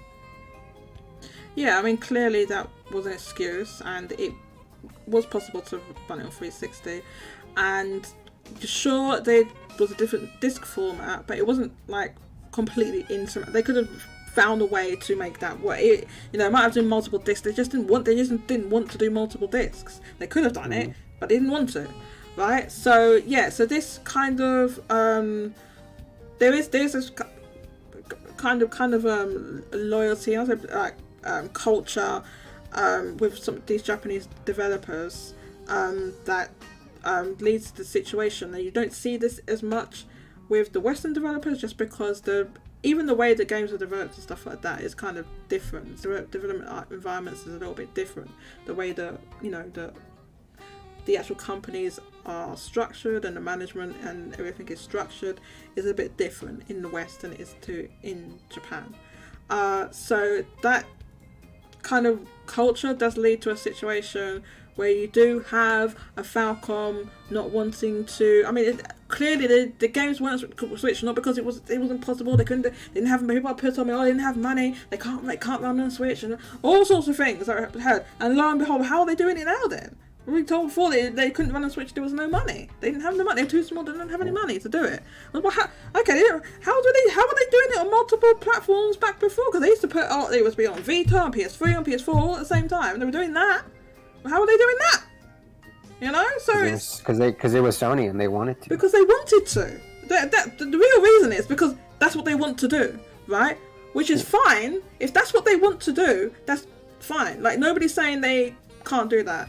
But they're doing it at the detriment of like the games and the future of these franchises basically that are going downhill. Now some of the developers are kind of saved by kind of being saved by the West a bit, where some of the games are selling in the West. But then if that situation continues, right, okay, if that situation continues where you've got the games that are selling in the West, right, maybe they sell okay in the West, they're not selling a lot in Japan, right, and that continues for the next 10-15 years, right, you've got little Harikos and little Harutos growing up not playing those games. They're not playing those games, right? They're teens now.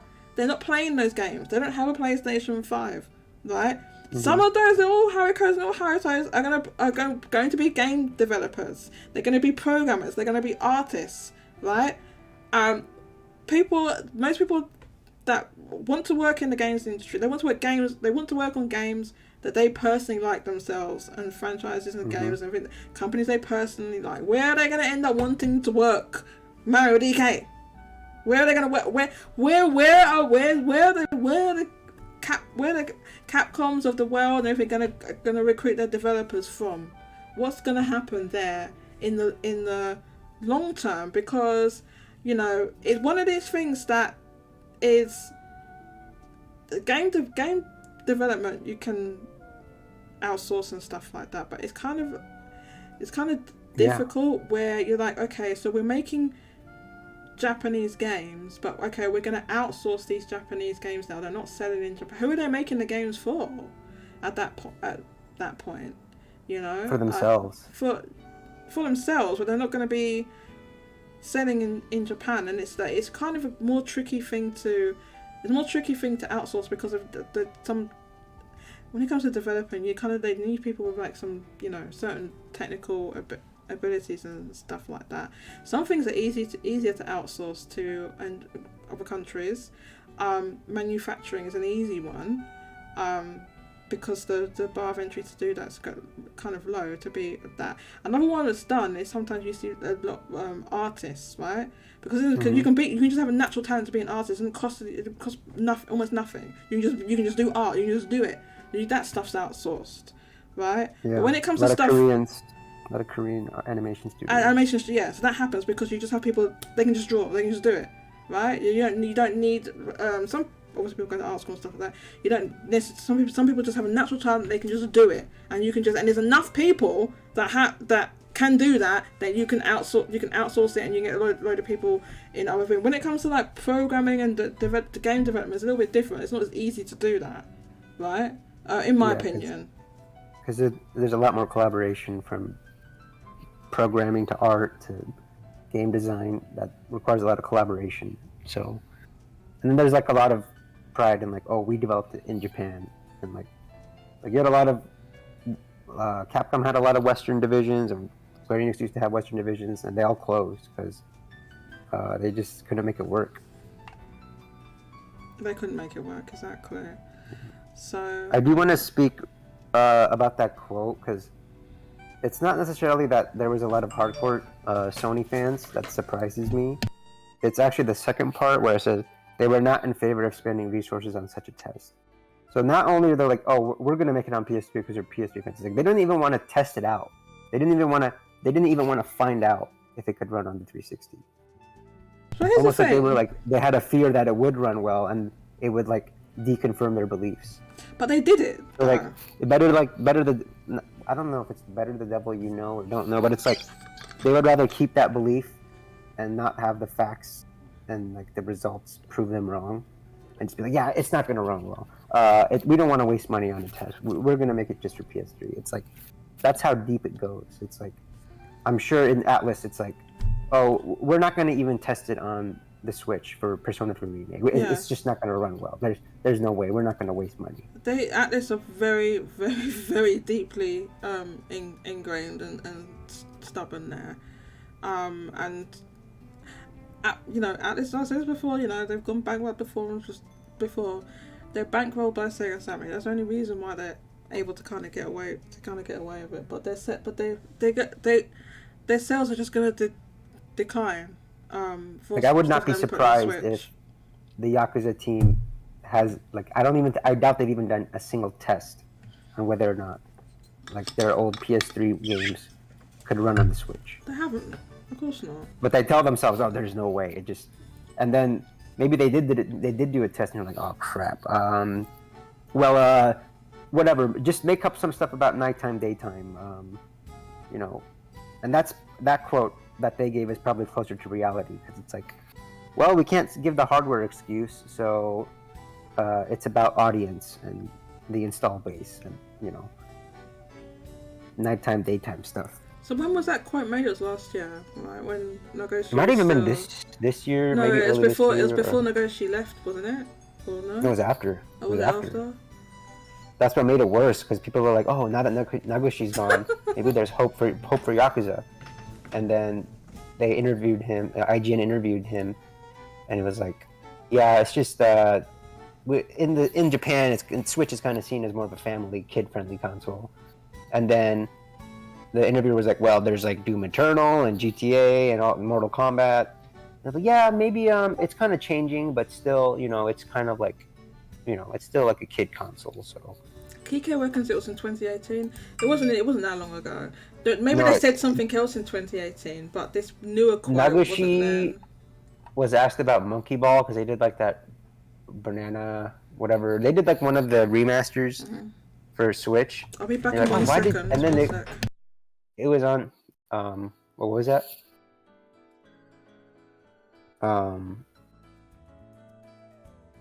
Anyways, they did an interview for Monkey Ball, and it was on Sega's channel, and they were like, "Oh, why did you bring?" It was, I don't think it was the most recent one. I think it was like Banana, the one on Wii, and they're like, "Why did you bring this game to Switch?" And Nagoshi was like, "Well, you know, the audience of Switch is pretty kid friendly, and there's a younger audience, so we that's why we did it." And Super Monkey Ball.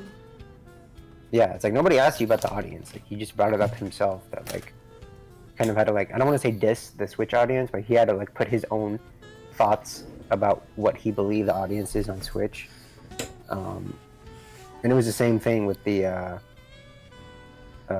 when the IGN asked the next guy, because Nagoshi had left for the Tencent or whatever Chinese company, and then they were like, "Oh, is there any chance we'll see Yakuza on Switch?" And they're like, you know, all he had to do was say yes or no, or say like, "Oh, we're looking into it, like we'll see." But he had to go out of his way and like bring up this whole nighttime, daytime thing. It was like a borderline rant. It's like now you're really showing your true colors if you're going out of your way to say all this.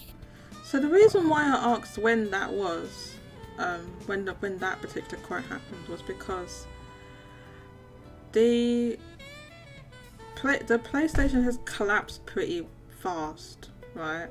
And I think back when that quote was made, like PS4 games were still selling, and I think when Yakuza, they re-released Ishin, right, which I think had already, obviously that was already released in Japan, like whenever that one came out, right?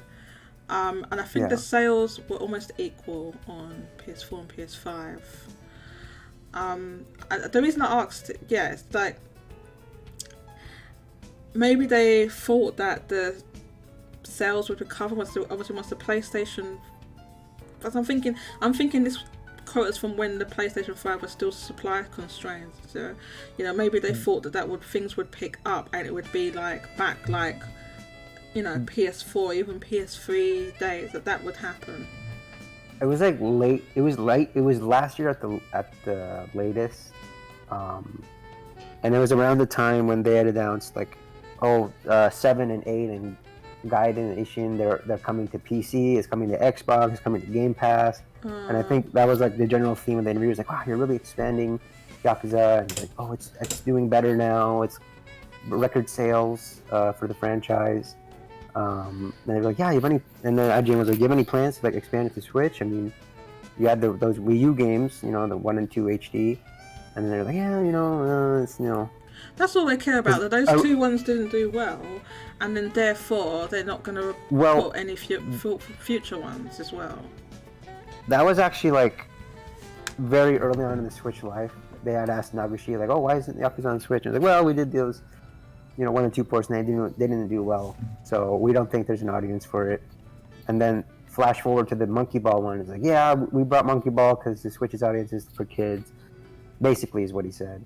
So, Day Arthur says, didn't Ishin kind of underperformed? I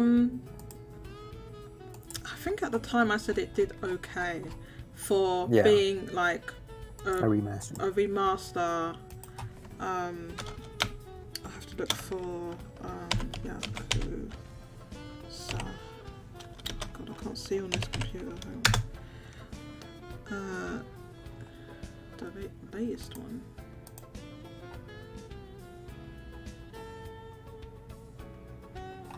Where is it on here? Hold up. No, you have to put Like a Dragon. They changed the name. Oh God. Annoying.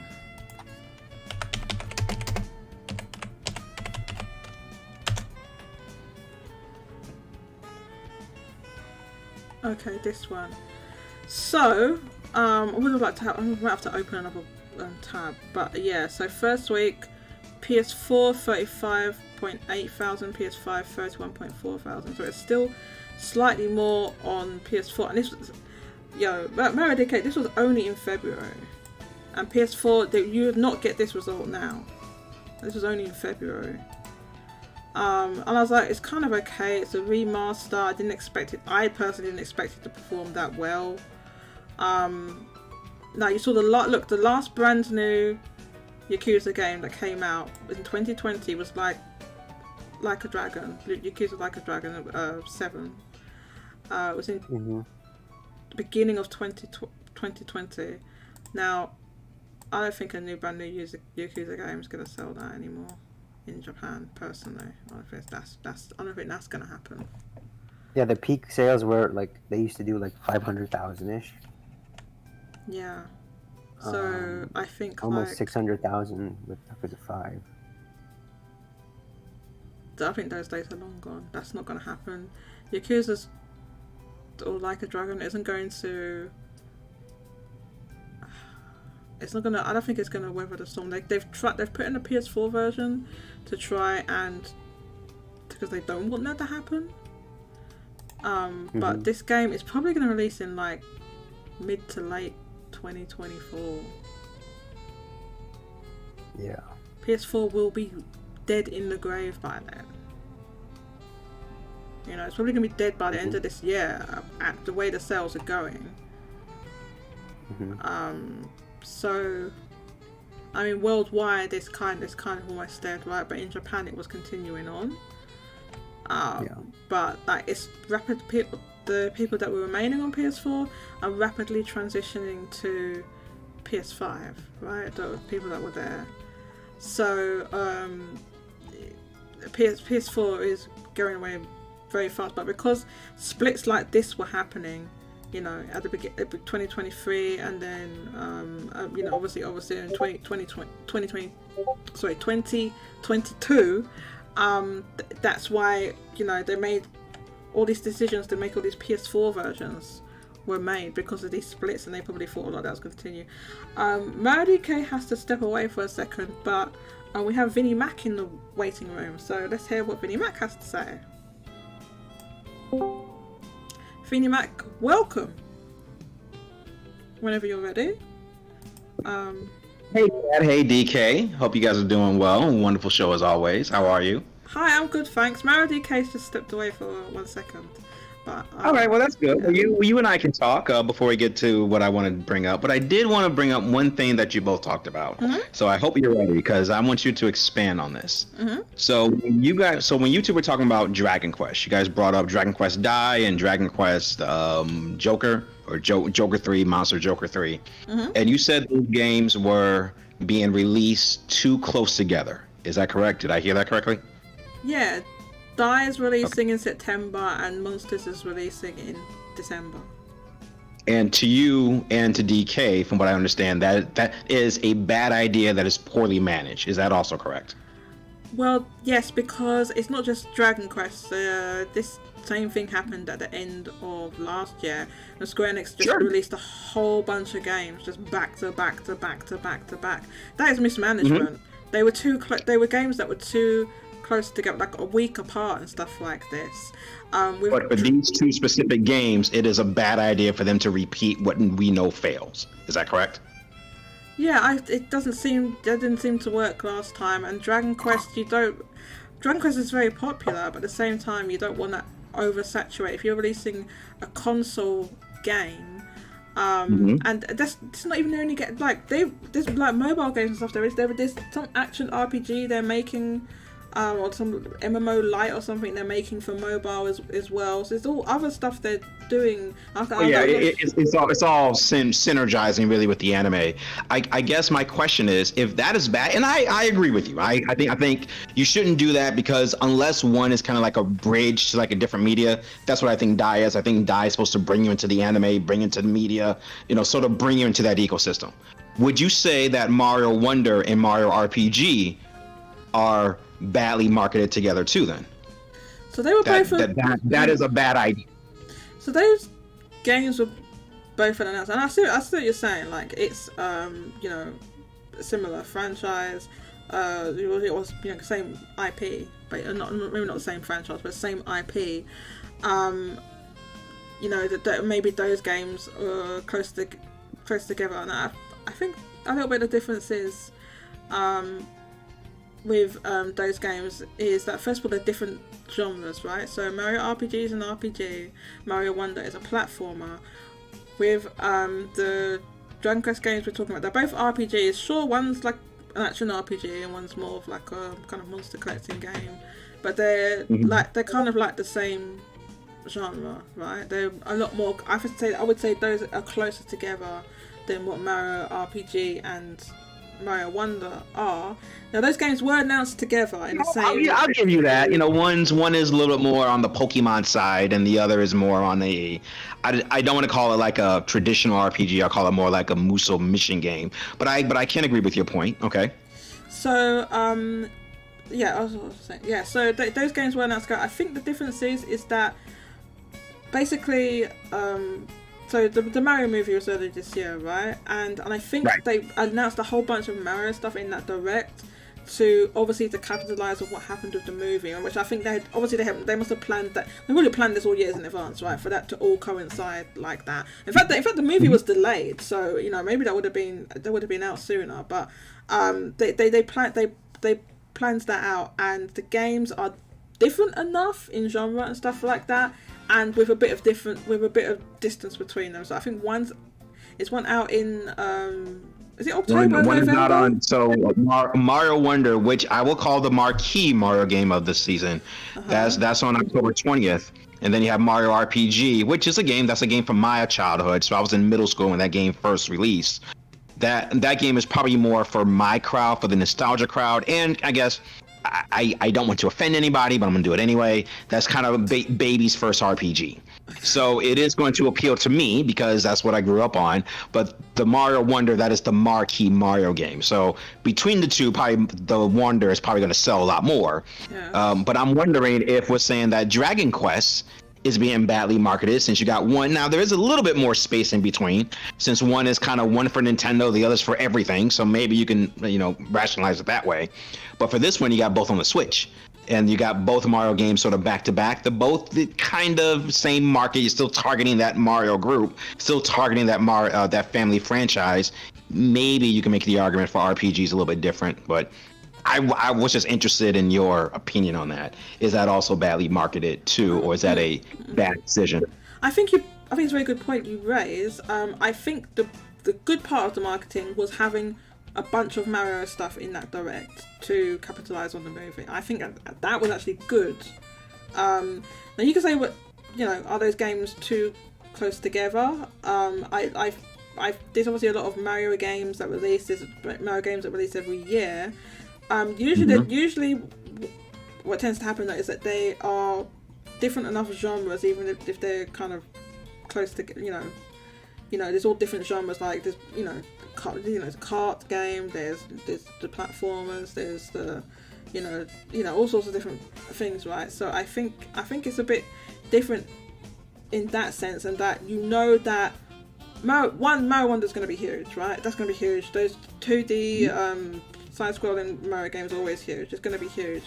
Mario RPG is a little bit different because that, I don't know, it's kind of a semi-cult following, if you want to call it, because the game never released in Europe, for one, right? So you have to wait and see how that. I think it'll do, well, probably perform better than the original game. But yeah, you could argue those games are close together. But I think the way it was marketed was different, and I think with Dragon Quest Dai and Monsters, I think the problem is that Dai, I feel like hasn't got enough breathing room, right, from Monsters. Dragon Quest Monsters is a continuing franchise, and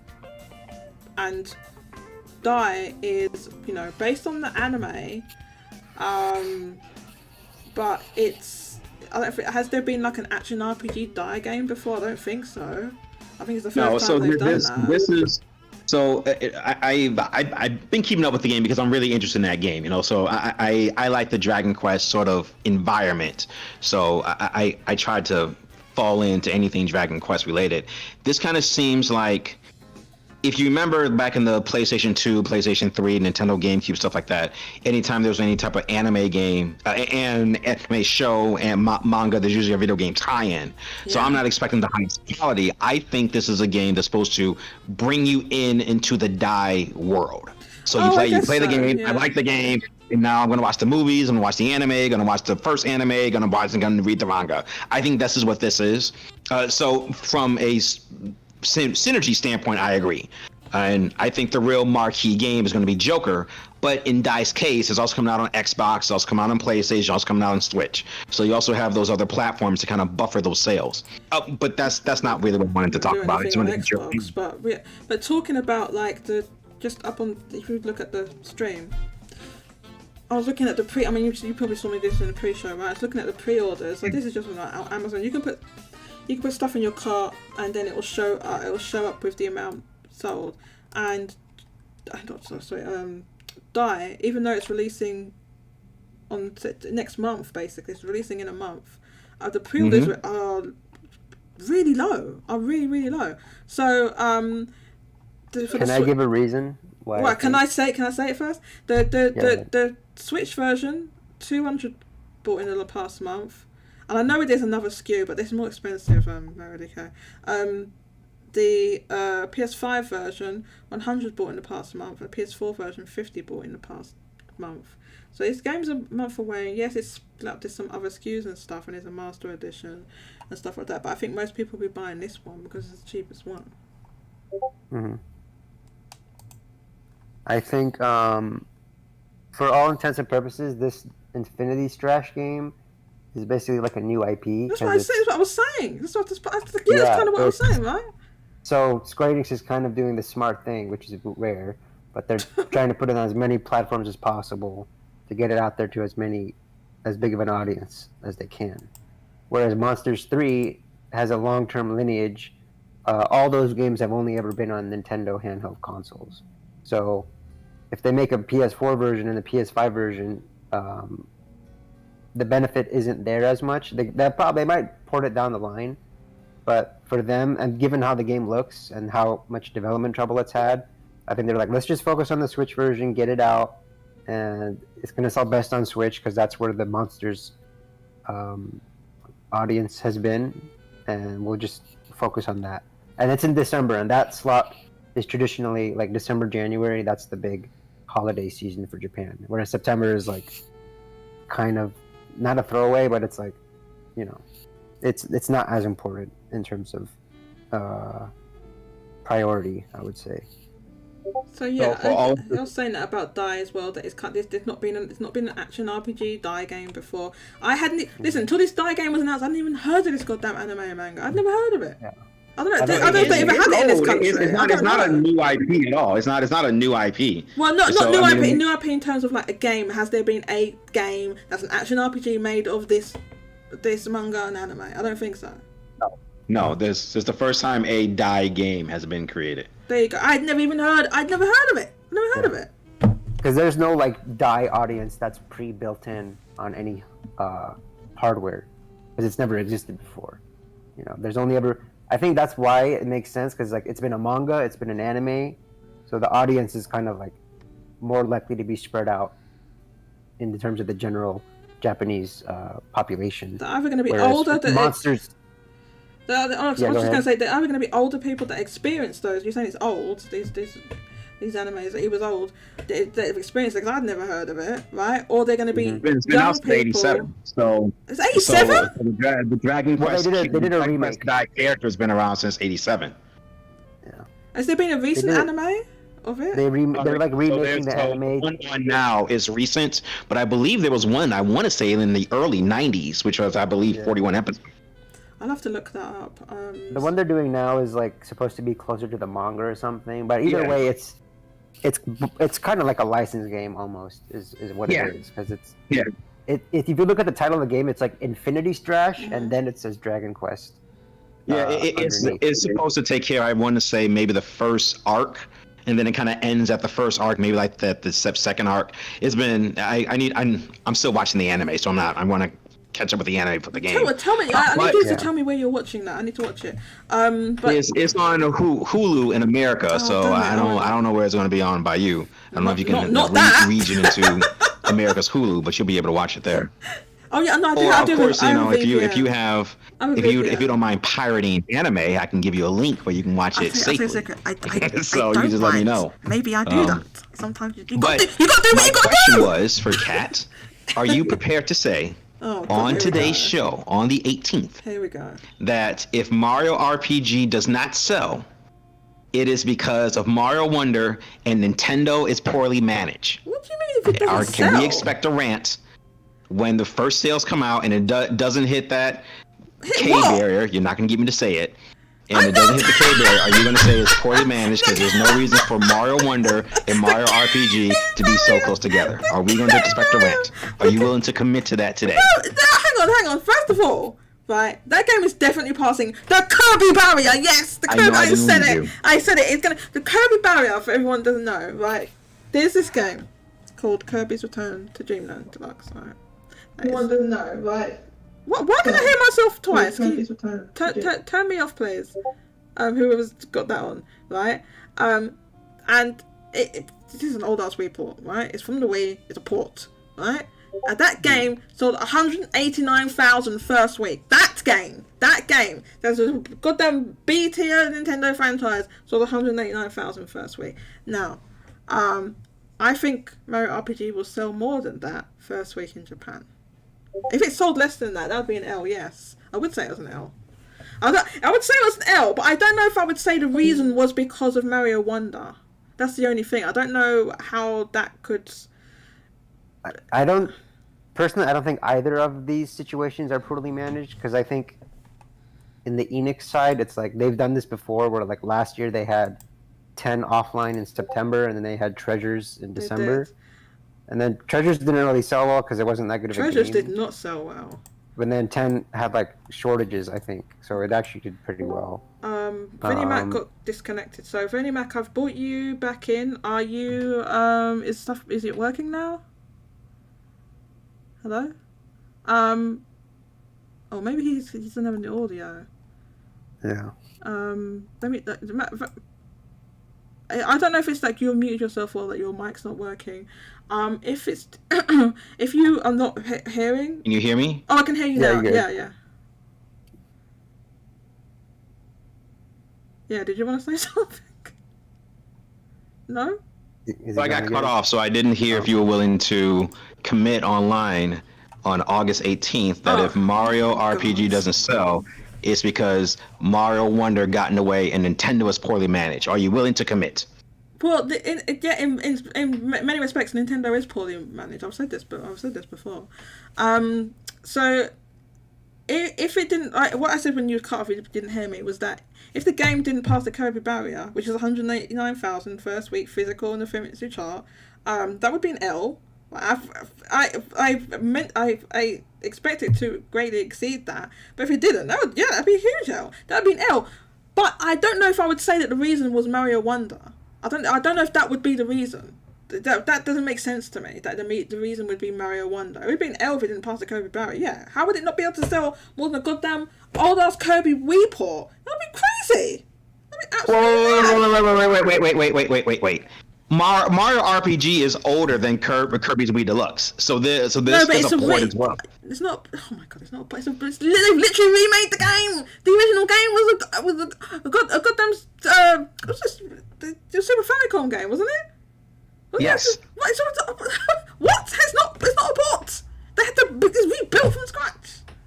Oh. Okay, so JCat is now saying what is a port and what isn't. So Yes! Kirby Wii is a port to the Switch because that's not adding anything new. This has a completely. I didn't say it didn't add anything new. It's not adding anything new. I didn't say it didn't add anything new. It's added new stuff, right? But it's still a port. We don't know that, to be fair. We don't know because there's like cutscenes in the game that don't exist in the original.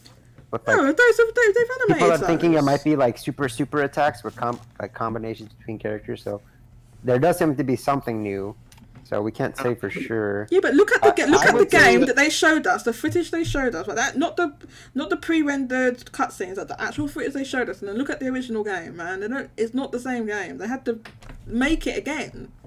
It is the exact same game, just with a new coat of paint. No, I'm saying it's the same game. with a new No, you're misunderstanding me. It's just yes, it's clearly the same game, right? But it's not literally the same game. They had to remake all the models and stuff like that. Like they did with Kirby. No. I'm not. If I can jump in. Listen, I'm not getting into this. Mario DK, you tell him off. I think it's smart what they're doing because it's like, okay, everybody plays Mario Wonder, and then you have this RPG that's like, oh, I can play as my favorite Mario characters, like in this adventure, and there's a story, and then you can do battle with them. Like, I think that's like, it's smarter that they're doing Wonder first, and then following it up with RPG. Because I agree with you, BK. I do. I agree with you. Yeah, that's my take. So, we could go back and forth on what's a real remaster versus remake. So no, I was telling you. No, we don't. Wii Deluxe go is back a port. and forth. One Wii Deluxe is a port. One. To admit it's true. My name's not Josie Mousy. One Wii Deluxe is a port. That's the first thing, right? The second thing, I've had enough of this music. The music stopped. I've had enough. Where is it? I'm gonna. It's okay. You can put your Final Fantasy. I'm putting it on. It's happening. I've had enough. I want Final Fantasy. I just can't take it anymore. This music's going too long. You've earned it. I have earned it. That was much better. Oh my god. Okay. Let Jody go to her happy place. This is the reason why I called. So the reason.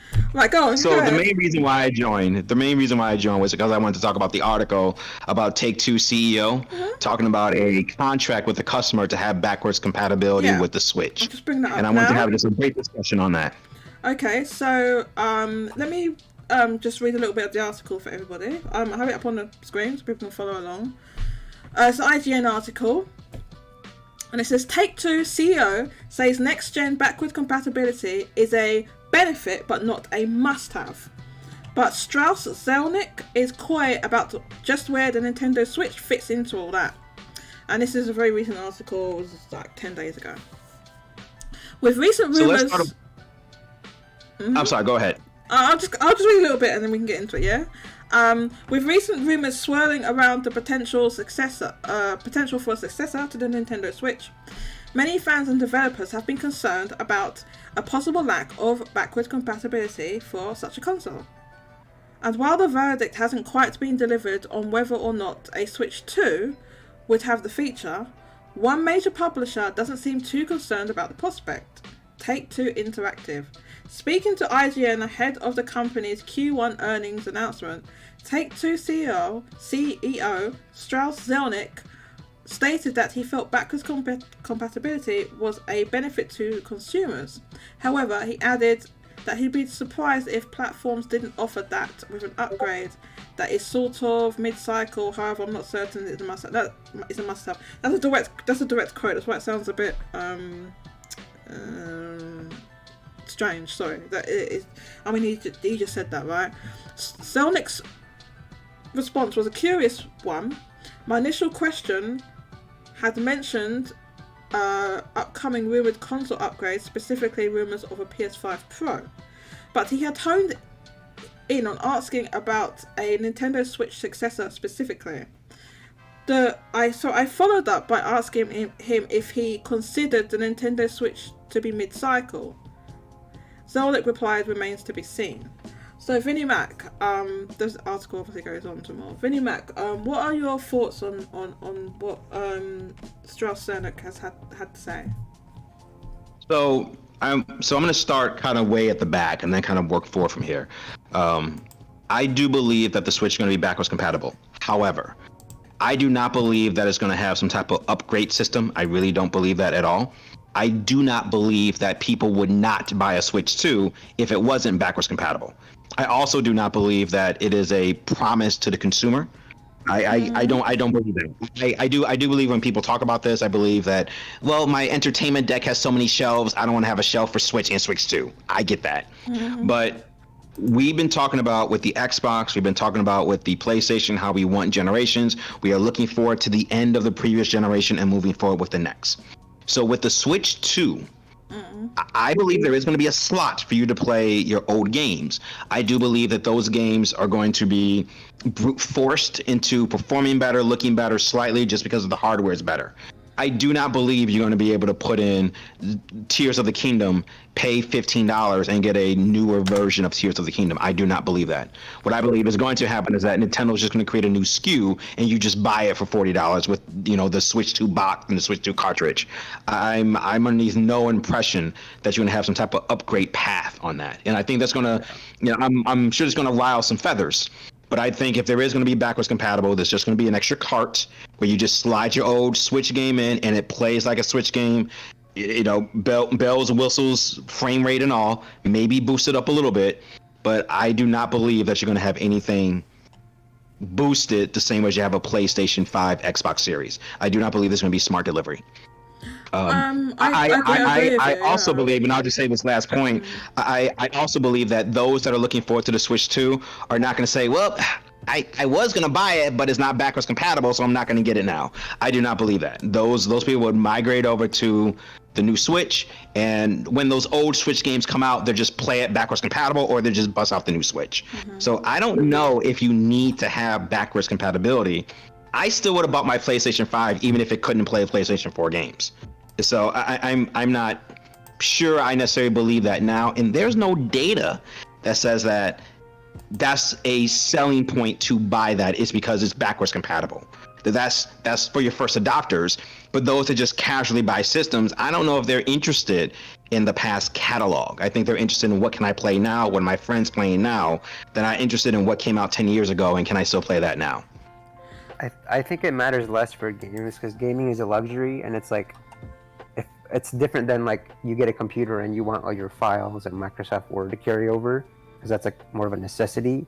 But we've seen it both ways with games that like backwards compatibility is not like a make or break thing, because like the PS4 did not have any backwards compatibility with PS3. Right. It did amazingly well.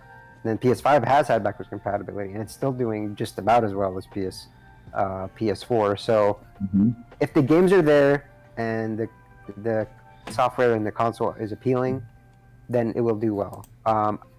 I do think, given Iwata's comments before he passed away, he was saying like, we don't want to start from zero with the next console. Like, we want it to transition smoothly. And given Nintendo's history, I do think they will have backwards compatibility. And I think it can be helpful, like in the early days of a console when there's not as many new games coming out, that it can kind of feel like there's probably not going to be a new Smash for the first at least 2 years, I would say, on the next system. So having backwards compatibility with the Switch version for Ultimate, that'll help, because if Nintendo does this and they make backwards compatibility work at a system level, then that's less work that every developer has to do. Like, oh, if it's not backwards compatible, then we have to make a Switch 2 version, we have to make a Switch 2 cart, we have to ship it out. So I think it's ultimately less work for Nintendo if they make it backwards compatible, because then they don't have to make a patch for every single version or charge extra. That's exactly what I'm thinking. I'm thinking that if there is, because I think Marvelous, they're still coming out with Switch games that are already announced for the Switch. Yeah. So if there is a Switch 2 when those games come out, the only way I can think of it is they're going to be native. They're going to be called Switch 2 games, but they run like Switch games, or there's going to be just an extra slot, which is a different slot than just Switch 2. So for like Mario Wonder, so let's just pretend they want to do a 60 frames a second bells and whistles version. I think they'll just sell you a new copy of that with the Switch 2 box. I don't think you'll be able to put in your Mario Wonder Switch version, pay $10, and it just runs on the Switch 2. Especially since we're dealing with cartridges, so you're probably gonna have to have a different cartridge slot. I don't know if it's gonna be the same slot. I'm guessing not, since from what everybody's saying, the 3DS works like that. Different chips. You can put the DS in the same slot, and the 3DS, it just has a little thing on the side. Bump on the side. So you can't put it in the DS. So you can share the same slot and still have exclusive Switch 2 games. So they can do the same slot. Oh, they can? Yeah. Yeah, because They did it with the 3DS. With the 3DS. Like, you can put DS or 3DS. It just had the 3DS games have a little nub on them. And I watched this video once where someone cut that off. You just cut it off with a hacksaw, and then put it in the DS, and it just doesn't work, obviously.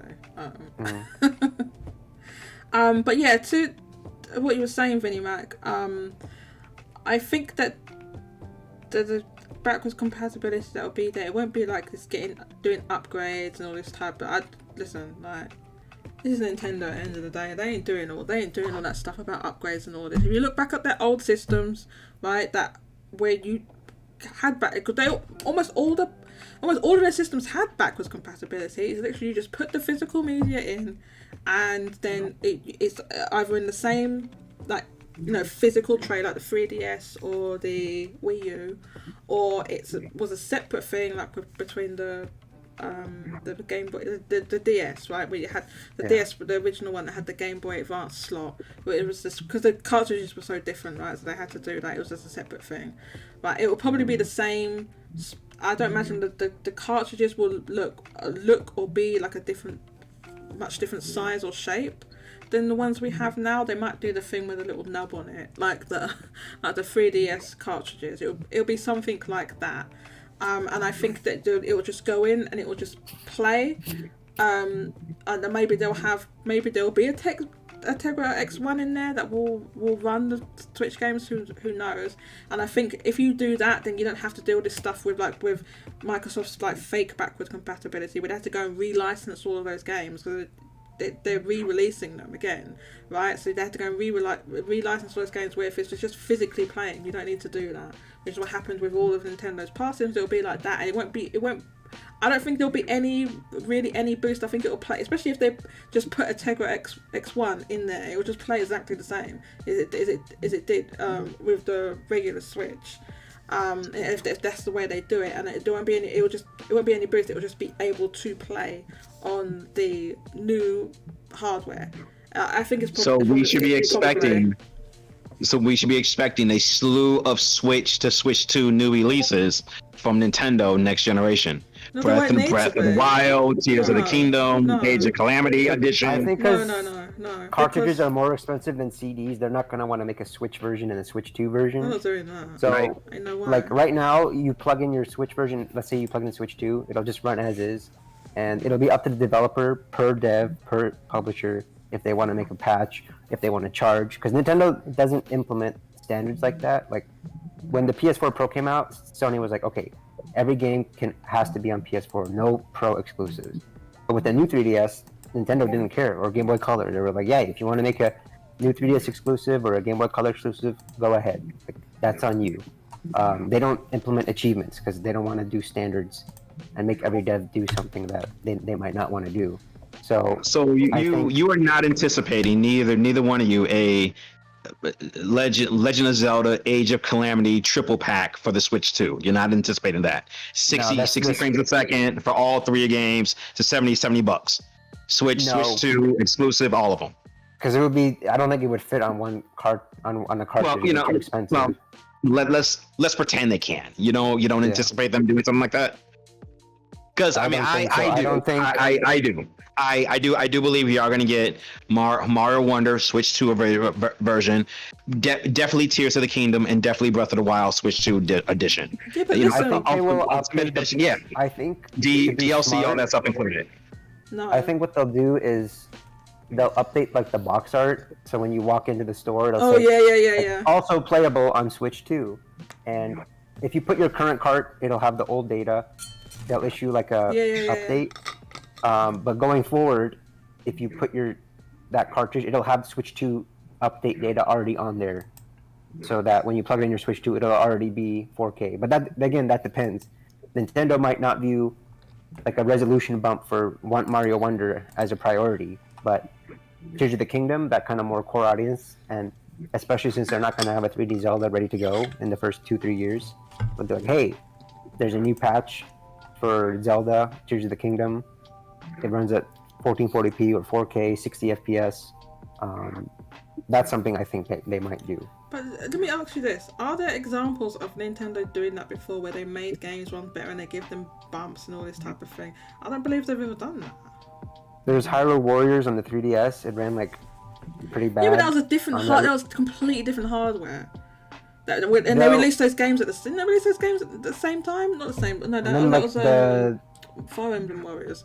I know it ran like crap. And then the Pokemon games ran a lot better, like in battle on the new 3DS. Some games were exclusive to new 3DS, like Fire Emblem Warriors. Okay, but the Pokemon games, maybe they ran better on the new 3DS, but it wasn't like they didn't re-release the game. It was the same game. Well, yeah, I mean, so we do have two games now. This isn't exactly what you're talking about, Kat, but you do have Bowser's Inside Story, and you do have Superstar Saga, which were on the same system but kind of re-released, just a better version, and I put that in quotations, a better version of those games. This is why Alpha Dream went downhill, because that was, I'm trying not to swear, that was dumb. That was dumb as hell doing that. I'm just saying, if you're looking for examples of one version and then a better version on the same system, those are two games in addition to Xenoblade on 3D on new 3DS. That is a not really, but one platform to the other.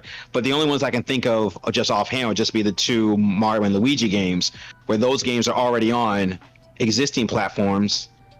Bowser's Inside Story, more likely, that was just ported over or remade into a much better version. Well, that's the thing. They actually did remake that, and the problem is that they wasted money doing that.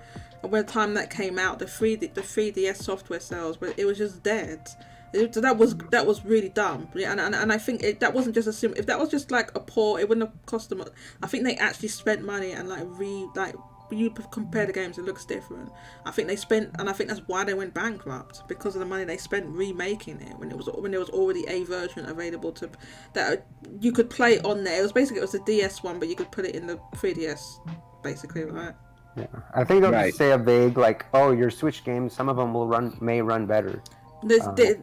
Nintendo's not going to say that. They would They never. would be They would very- never make an announcement. Mario DK. They would never make an announcement like. They've never said anything about performance or anything like that. They just don't talk They about actually, that. for Skyward Sword HD, they actually said, "Oh, thanks to the improved processing of the Switch, it runs at a better frame rate." Okay, but that you're talking about a game that's gone two generations, from a completely different a standard definition console, 2 generations forward, and they said, "Oh yeah, it runs better." But like talking about going from,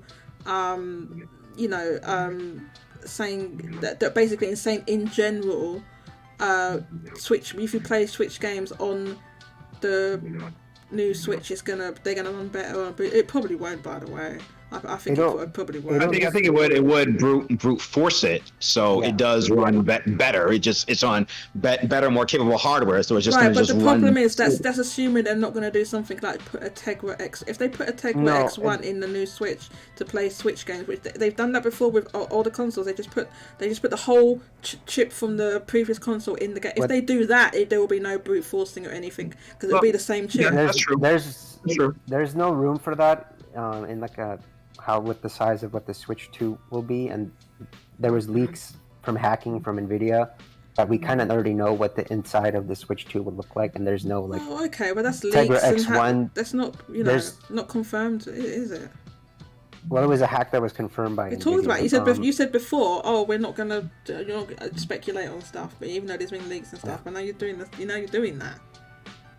I'll just say that I don't think Nintendo is gonna do the old method that they used to do, because that kind of hamstring the Wii U, because the Wii was basically like 3 Wii's duct taped together, and it was kind of hard to develop for. So we'll see what they do, but I think it'll just be like a vague throwaway comment, like, "Oh, your old Switch games, they'll run on the Switch 2, and some of them may run better." And then it'll just be like a per game basis, like Tears of the Kingdom might get a patch, but I don't know if like Mario Kart. I don't see them doing patches, man. I don't think Mario Kart 8 Deluxe getting a patch is a priority, or like Mario Tennis Aces. They ain't gonna patch that. It'll be very like dependent on the game. They're not gonna waste. So you do believe that there is going to be a patch. So you do believe there's going to be a patch for this? It depends. It'll be game by game. It's not going to be a standard, because even Sony, right? Like some of their big games don't have a PS5 patch. Like I think, what is it, Days Gone, or when has Nintendo ever really gone back and patched old games like with updates for free like that? When have they ever done that? Well, it wasn't possible. I just think they just didn't just resell you the game. That's what I'm thinking. I just think they're just going to resell you the game. $40, Tears of the Kingdom, and the only difference is better resolution, 60 frames a second. Here, go $40. So those that kind of want that experience, pay for it. I don't think there's going to be a patch at all. I think they're going to put in a new box, new cartridge, 60 frames a second, $40, $50. Here you go. And then you have people complain, but I think that's what Nintendo's going to do. Nintendo has a hard stop on when they stop supporting games. They hard stopped supporting Splatoon 2. We're moving on, making a new game. They didn't even put new content into Animal Crossing. I can't see them going back and just patching old games like that. It's a waste of development time. I agree. I think it'll be very select, and it'll be. I don't think they'll do it. I don't think they'll do it at all. Mario DK, let me just say, this is my opinion, right? You could be right. I'm just saying, like, their history and the way they're gonna come. They're not Sony. They're not Microsoft. They're not trying to make the best looking games and like being concerned of like, oh, we need to make this game. It's gonna be running better. They're not. They don't have that same mindset. With anything they do at all, which is why they make odd decisions and people say they're behind with certain respects. They are behind on certain stuff, and they're stubborn on certain stuff and won't change and won't do this and won't do that. Going back and like, don't forget Nintendo. The other thing is to bear in mind, Nintendo's like, you probably know this, Nintendo's like, in terms of like actual employees, a relatively small company for this. For their income, like for their revenue and everything, they're like, they have a low amount of employees relative, like, so spending development time doing patches for old games that will probably still be selling anyway. It's not a priority. It won't be a priority for them. I agree with you. They'd have to put a team to do that. Like, you could probably, I'll say ultimately... What, for free? They're patching games for free? You're saying they're going to be doing that? No, you'll probably be able to count on one hand the number of games that they'll patch to take advantage of Switch 2. Because their focus right now is putting their teams right after they finish their last, like Animal Crossing, right? They move on to the next game. Yeah, they move on. That's why like people are like, oh, they cut the support short. It's like, well, they have a system to sell. They're not like Microsoft or Sony where they have the rest of the company to keep them afloat. They have to like put the time in, and maybe they did a year of support for New Horizons, and then bam, straight on to the next Animal Crossing. Just literally what I just described. So why would they go back and patch any old games from Switch games? I don't think you're bringing up an interesting comment here. So, the Switch 2 is released. You are not expecting Nintendo to have a dual version then? What do you mean? Is Switch 2 move sorry, forward? What do you mean by that? There will be an exclusive game. I believe that it'll be 3D Mario. So that's only on the new Switch. So oh, that's you only mean on the like new Switch. So you mean when you say dual version, you mean like a cross-gen? I mean, Nintendo has done that. They do.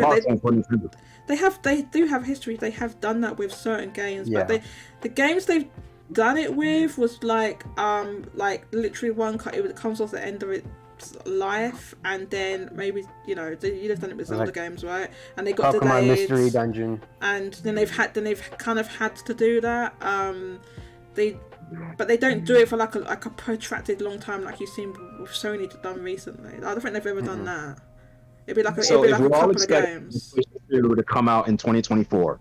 So we have the last quarter, third, fourth quarter of 2024, all of 2025. So are you saying that for the Switch and Switch 2, you're expecting for that 18-month period, Nintendo's going to release a Switch version of whatever game, and Nintendo's going to release a Switch 2 version of whatever game, and that's going to come out at the same time? Is that what you're saying? No, it'll be like one or two games. The times where they've done, hang on. The times they've done that, it's been literally one game or maybe two games on a system. They haven't done this thing where they've done multiple games like for like a year plus of doing all these cross-gen games. They move on, and then if there's games that are released on the old system, they release on the old system. And that's like we saw happen with you brought up what's it called, Bowser's Inside Story or whatever. They didn't make a Switch version of that game. It was just 3DS and that's it. And that's why Alpha Dream died. But I was a rant for another day. And then they've been about whole separate brand new games that are on Switch 2 only to push that hardware. That's what I think. So then to you, from what you're saying, then you don't really need backwards compatible then. Well, they don't need it, right? They don't absolutely 100% need it, but you're right. I said that wrong. That is not a selling point for you then, because you already have a Switch. So if you were saying that they're not going to patch it, they're not going to sell it to me again, and I'm just going to play just new Switch 2 games. So when when Luigi's Mansion 4 comes out, the new Zelda comes out, the new Xenoblade comes out, all that's going to be Switch 2 only. There is no Switch version. So in your case, it's not really a selling point for you then.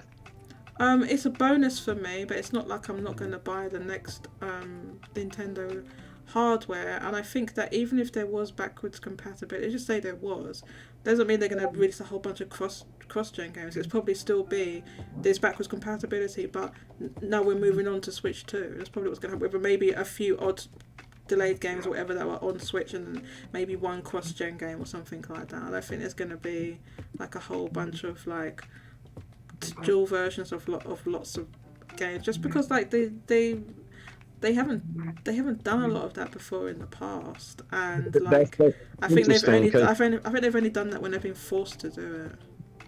I still believe, because this been interesting, because I didn't really think about it that way, but I do believe within that launch window, I do believe that Nintendo will just sell me a older Switch game. So I do, because you got 130 Switches out there. We always talk about the install base. You can't just leave them behind. Yes, you can have a Mario Kart. Yes, you can have a 3D Mario, and that can grow the new Switch. But you still have the 130 Switches that you can sell a game to. So Nintendo's gonna have to create every game as a Switch-based game, and then sell me on the Switch 2 version. So I may buy the $70 Mario 3D World while you may buy the $60 Mario 3D World game. That's kind of what I see happening, at least until that launch window is closed, and then we can now cut the tie close and say, hey, we're now moving forward with Switch 2 games. I just don't see Nintendo leaving that 130 million install base behind when you have a brand new Mario game coming out. So you're gonna have two versions, or you're gonna have to sell me on the $70 premiere version, and I just buy the Switch version. Something like that. It's all gonna be based on like the dev and when the game started development. So like I think the next Mario Party, I mean they're pretty like light games. They don't have to take advantage of the newest graphics. So I think that'll be like a cross-gen game. Like it'll come out on Switch, but on the box art, because like I said, because cartridges are more expensive than CDs, I don't think they're going to want to make a Switch cart and then like a Switch 2 cart. They'll just say on the box like, oh, you can play this on Switch 2, and then it'll recognize when you plug it into the Switch 2, and then it'll let you play it there.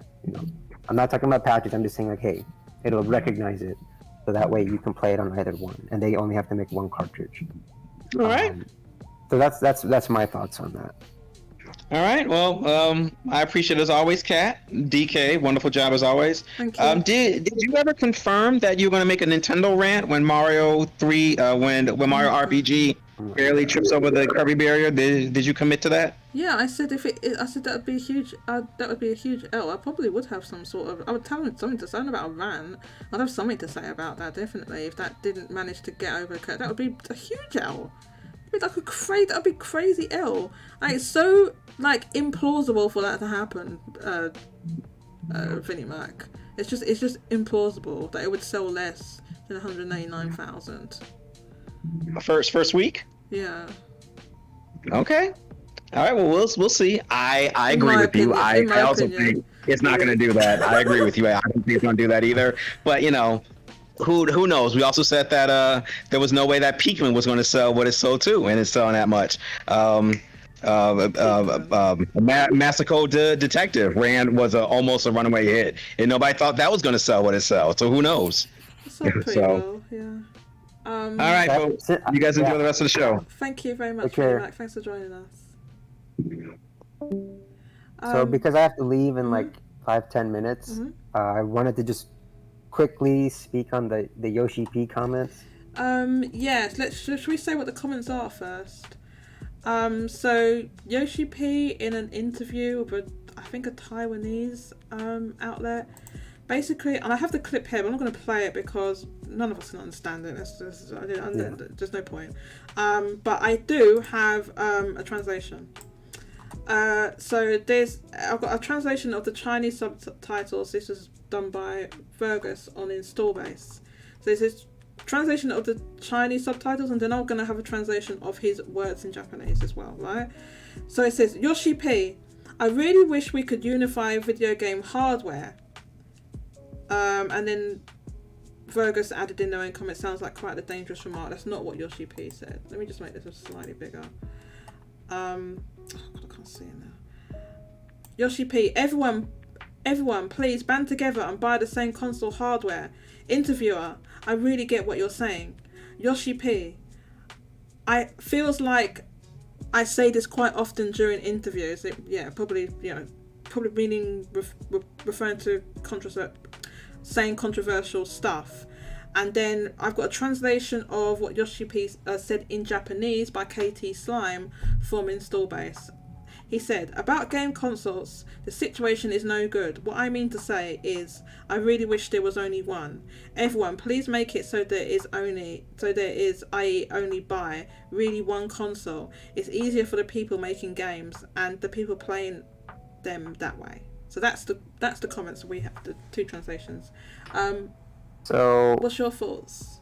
What I have to ask or say is, that's great advice, Yoshi-P, but it's not really helpful unless you tell us which console to buy. What? Like, it's easy to throw that comment out there, but it's like, it's useless unless the consumers or the people know which one. So you're kind of just saying the first part, but you're not going all the way. So He's saying the how about you tell us like which console do you have in mind, Yoshi-P? you know, we're listening.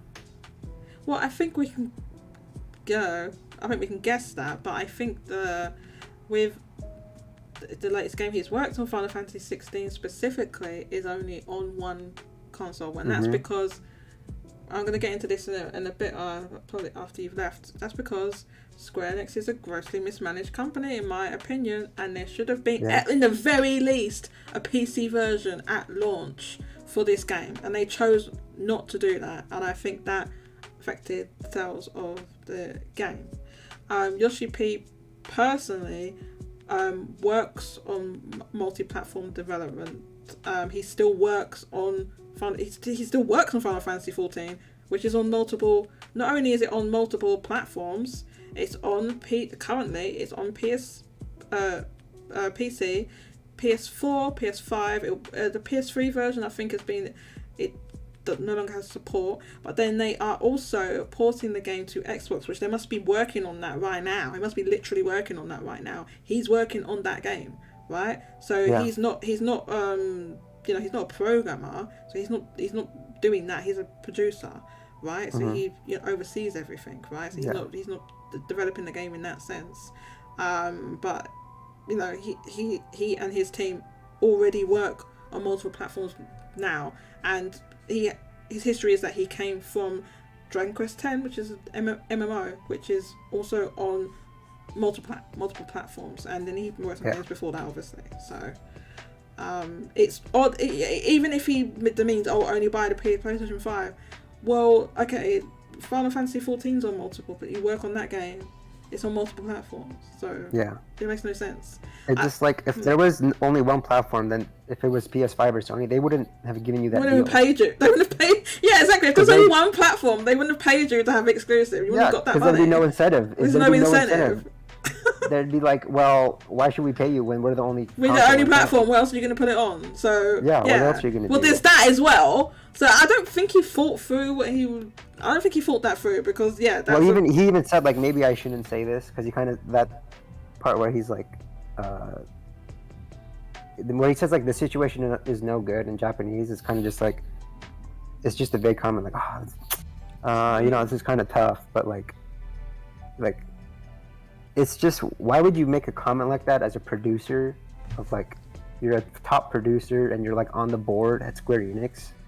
So when people are like, oh, you're taking him too seriously, like, he was just kind of joking around, he didn't really mean it. It's like, in the position he's in, he should be taking everything he says, like, very seriously, because it can be misconstrued, and it's like, it's the responsibilities on him. Like, why are you going on to this, like, Taiwanese show and eating, like, fine dining and drinking wine and just like all you had to say was, man, it's so hard developing for multiple consoles. Yeah, you guys, you're right. Requirements. You could have just ended it there, but you didn't have to you're right. approach it from the other end and be like, man, I wish there was only one console, and then to go above that and say, everybody, please buy only one console. Okay. It's easier for the people making games and people playing them. It's like, why are you speaking for other people? Like, just say, like, hey, it'd be easier for developers if there was just one system, so there'd be less work. Like, that's understandable. But to go out and beg people, to ask them, like, kudasai, hey, please, everybody, buy only, minasan, like, everybody, buy one console, please. Like how, like, you never hear this. I've never heard any kind of comment like this from any other game developer anywhere. Like, can you imagine someone from Nintendo saying this, or somebody like? Oh, Nintendo wouldn't need to say it, but like what are you saying, man? Like, do you need a couple more rings on your fingers? Like, do you not have enough rings? I don't think it needs more. He's not enough rings. I think Yoshi-P. No, you're right that he is, like, he's a forward-facing top person at Square Enix. Let's face it, right? So it's not like he's dumb and he doesn't know what he's saying. He prefaced what he was saying with, maybe I shouldn't really say this, right? But it's understandable. Obviously, if you have to work on more platforms, it's more work, right? It's obvious, right? It would be easier, but then saying only buy the same console hardware is a bit odd Yeah, thing it's to like say. it just sounds like you're complaining. Like Well, he was like complaining. you literally like last week or 2 weeks ago, you just announced you shook hands with Phil Spencer. We're gonna bring And everybody's Final Fantasy Kiryu-san. 14, and then it's like imagine you're Spencer, and then you hear this, and it's like, Oh yeah, wow, he like, probably doesn't care. you're- He's like- already got the deal. He's already signed. He doesn't care what Yoshi-P No, but says. imagine if you made a deal with someone that like, yeah, we're gonna bring our games to your console. We're gonna bring more games, Final Fantasy 14, and then it's like you have this top producer like a week later on this fine dining show. Literally, as he's saying it, wine is being poured in his glass, and he's like, "Man, I wish there's only one console." It's like, No, wow, you okay, really feel but like you know, that? he It's was. like, He probably shouldn't have done it. He probably shouldn't have been on his show, being filmed and being drinking and talking off the cuff like No, this. and He probably shouldn't have done that. he thought about it before he said it too. Like he kind of he like cocked his head a bit. He was like, you know, maybe I shouldn't say this. Like he knows what he was saying. Yeah, he knows. He's You not know? dumb. He knows what Yeah. he's not dumb. Yeah.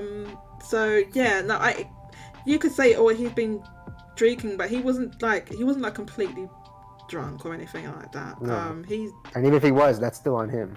yeah, no, I agree. Even if he was, that's still on him being on a show, drinking, being drunk, and saying that.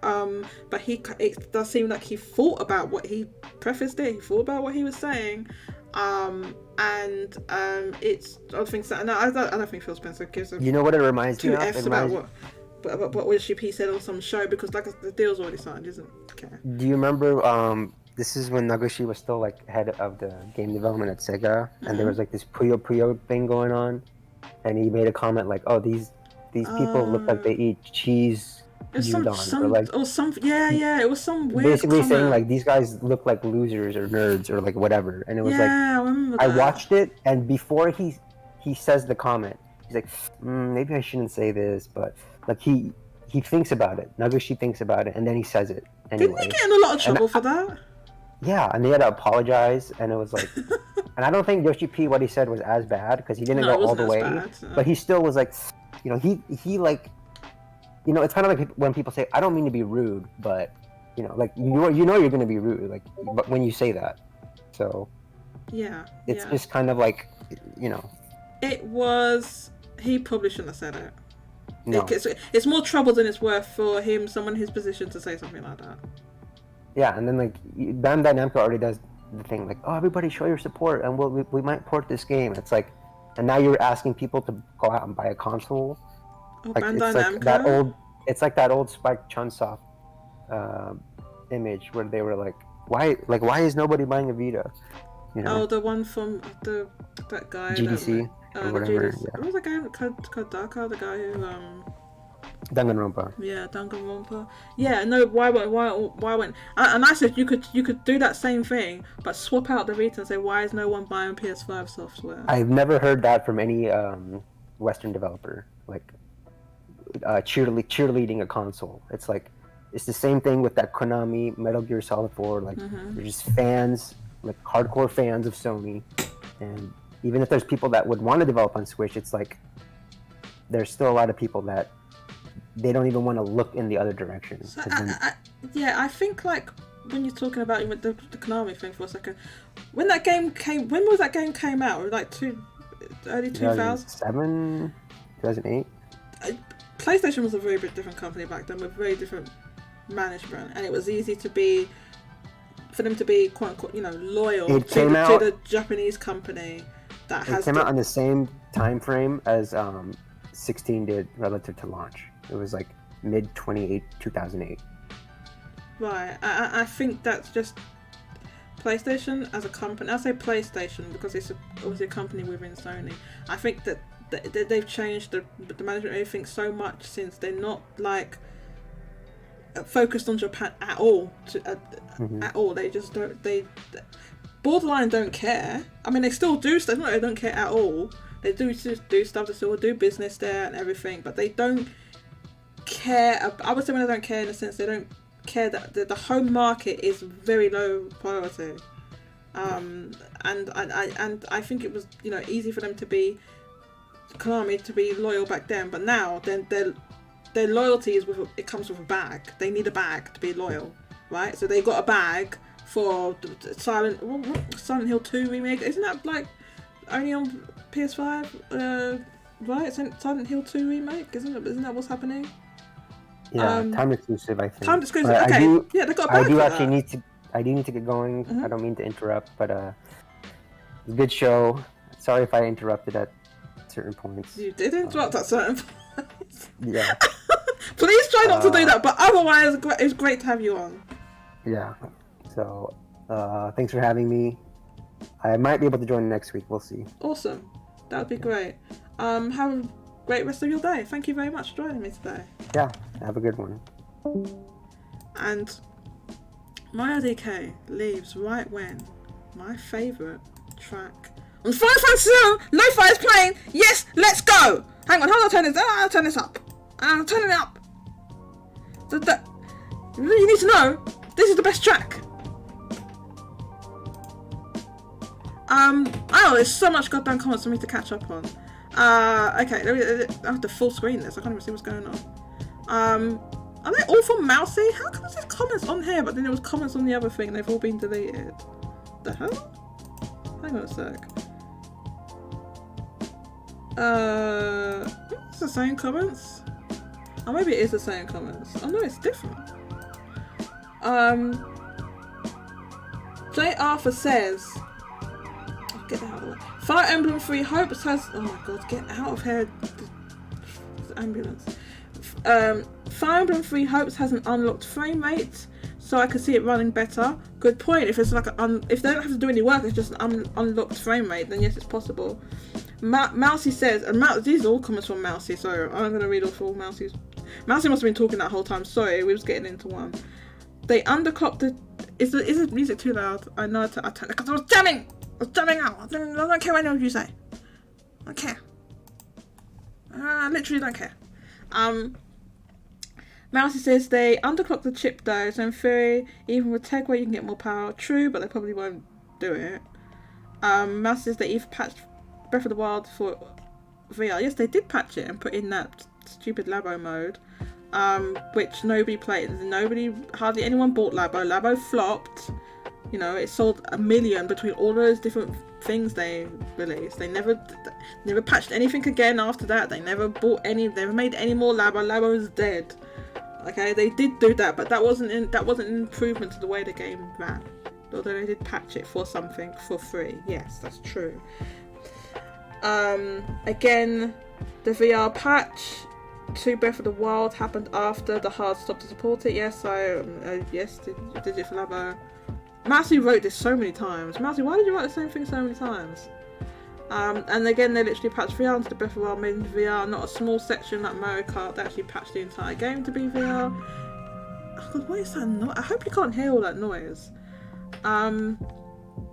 J. Arthur says, the difficulty with cross-gen conversation is that this is the first gen with only one console to support. What do you mean? You mean the first gen with only one console support? Oh, okay, so because there's no separate 3DS and yeah. Doesn't that make it easier though? Does it have another console? Mousy, which translation? Oh yeah, no, the translation I used was people from install base. Mousy says no Western devs wouldn't do that, but they also don't really do one platform after going multi-plat. They don't really do one platform after going multi-plat. No Western devs wouldn't do that, but they also wouldn't do one platform after going multi. Yeah, you'd have to explain. I'm not really sure what you mean, Mousy. Jago, time to gate crash. I know Jago's like glued to his Switch or his PS5 or whatever. He doesn't care. Time to turn my headphones down. Oh, okay, Mousy got busted. Mousy got busted at work. Mousy got busted. So we've been live for 3 hours. So I'm not gonna be able to get into everything that went down, every single little piece of news, but we had a very, very good. I prefer the discussion format and not just reading. But here's the news, and here's what happened. But one thing I will say, I wanted to bring this up now. Benji Sells. I'm stopping the music for once. Benji Sells. people that kind of follow sales probably know about Benji Sales, right? I moderate over on his channel and his YouTube channel, and so I made a couple of comments that I've clipped with Benji Sales agreeing with me about Square Enix. So I thought we could look at that to end the show. Now the second part I don't have it's in a little bit after that, but you have a limit of only 1 minute on there. So I don't know, maybe I'll show the full thing another time. But he just kind of repeated a little bit what he said before, just saying I should put it on PC and stuff like that. Okay, so let's have a look. And oh god, let me make sure the volume's up. Okay, let's put the volume up and let's see what Benji does. This is a very short clip. JCat says Square Enix is grossly mismanaged. I hate to say it, but JCat, I agree with you. I agree with you. Square Enix and Ubisoft, man. Those two are rough. So did you hear that? JCat says Square Enix is grossly mismanaged. I hate to say it, but JCat, I agree with you. I agree with you. Square Enix and Ubisoft, man. Those two are rough. So yeah, he agrees with me about Square Enix being grossly mismanaged, and Ubisoft too, because Ubisoft has had a lot of issues. One huge issue they've had is the harassment and I should say accusations. It's accusations, but most likely that is what's going on, of harassment and going on in the workplace. That's going on there, sexual harassment and stuff like that. Okay.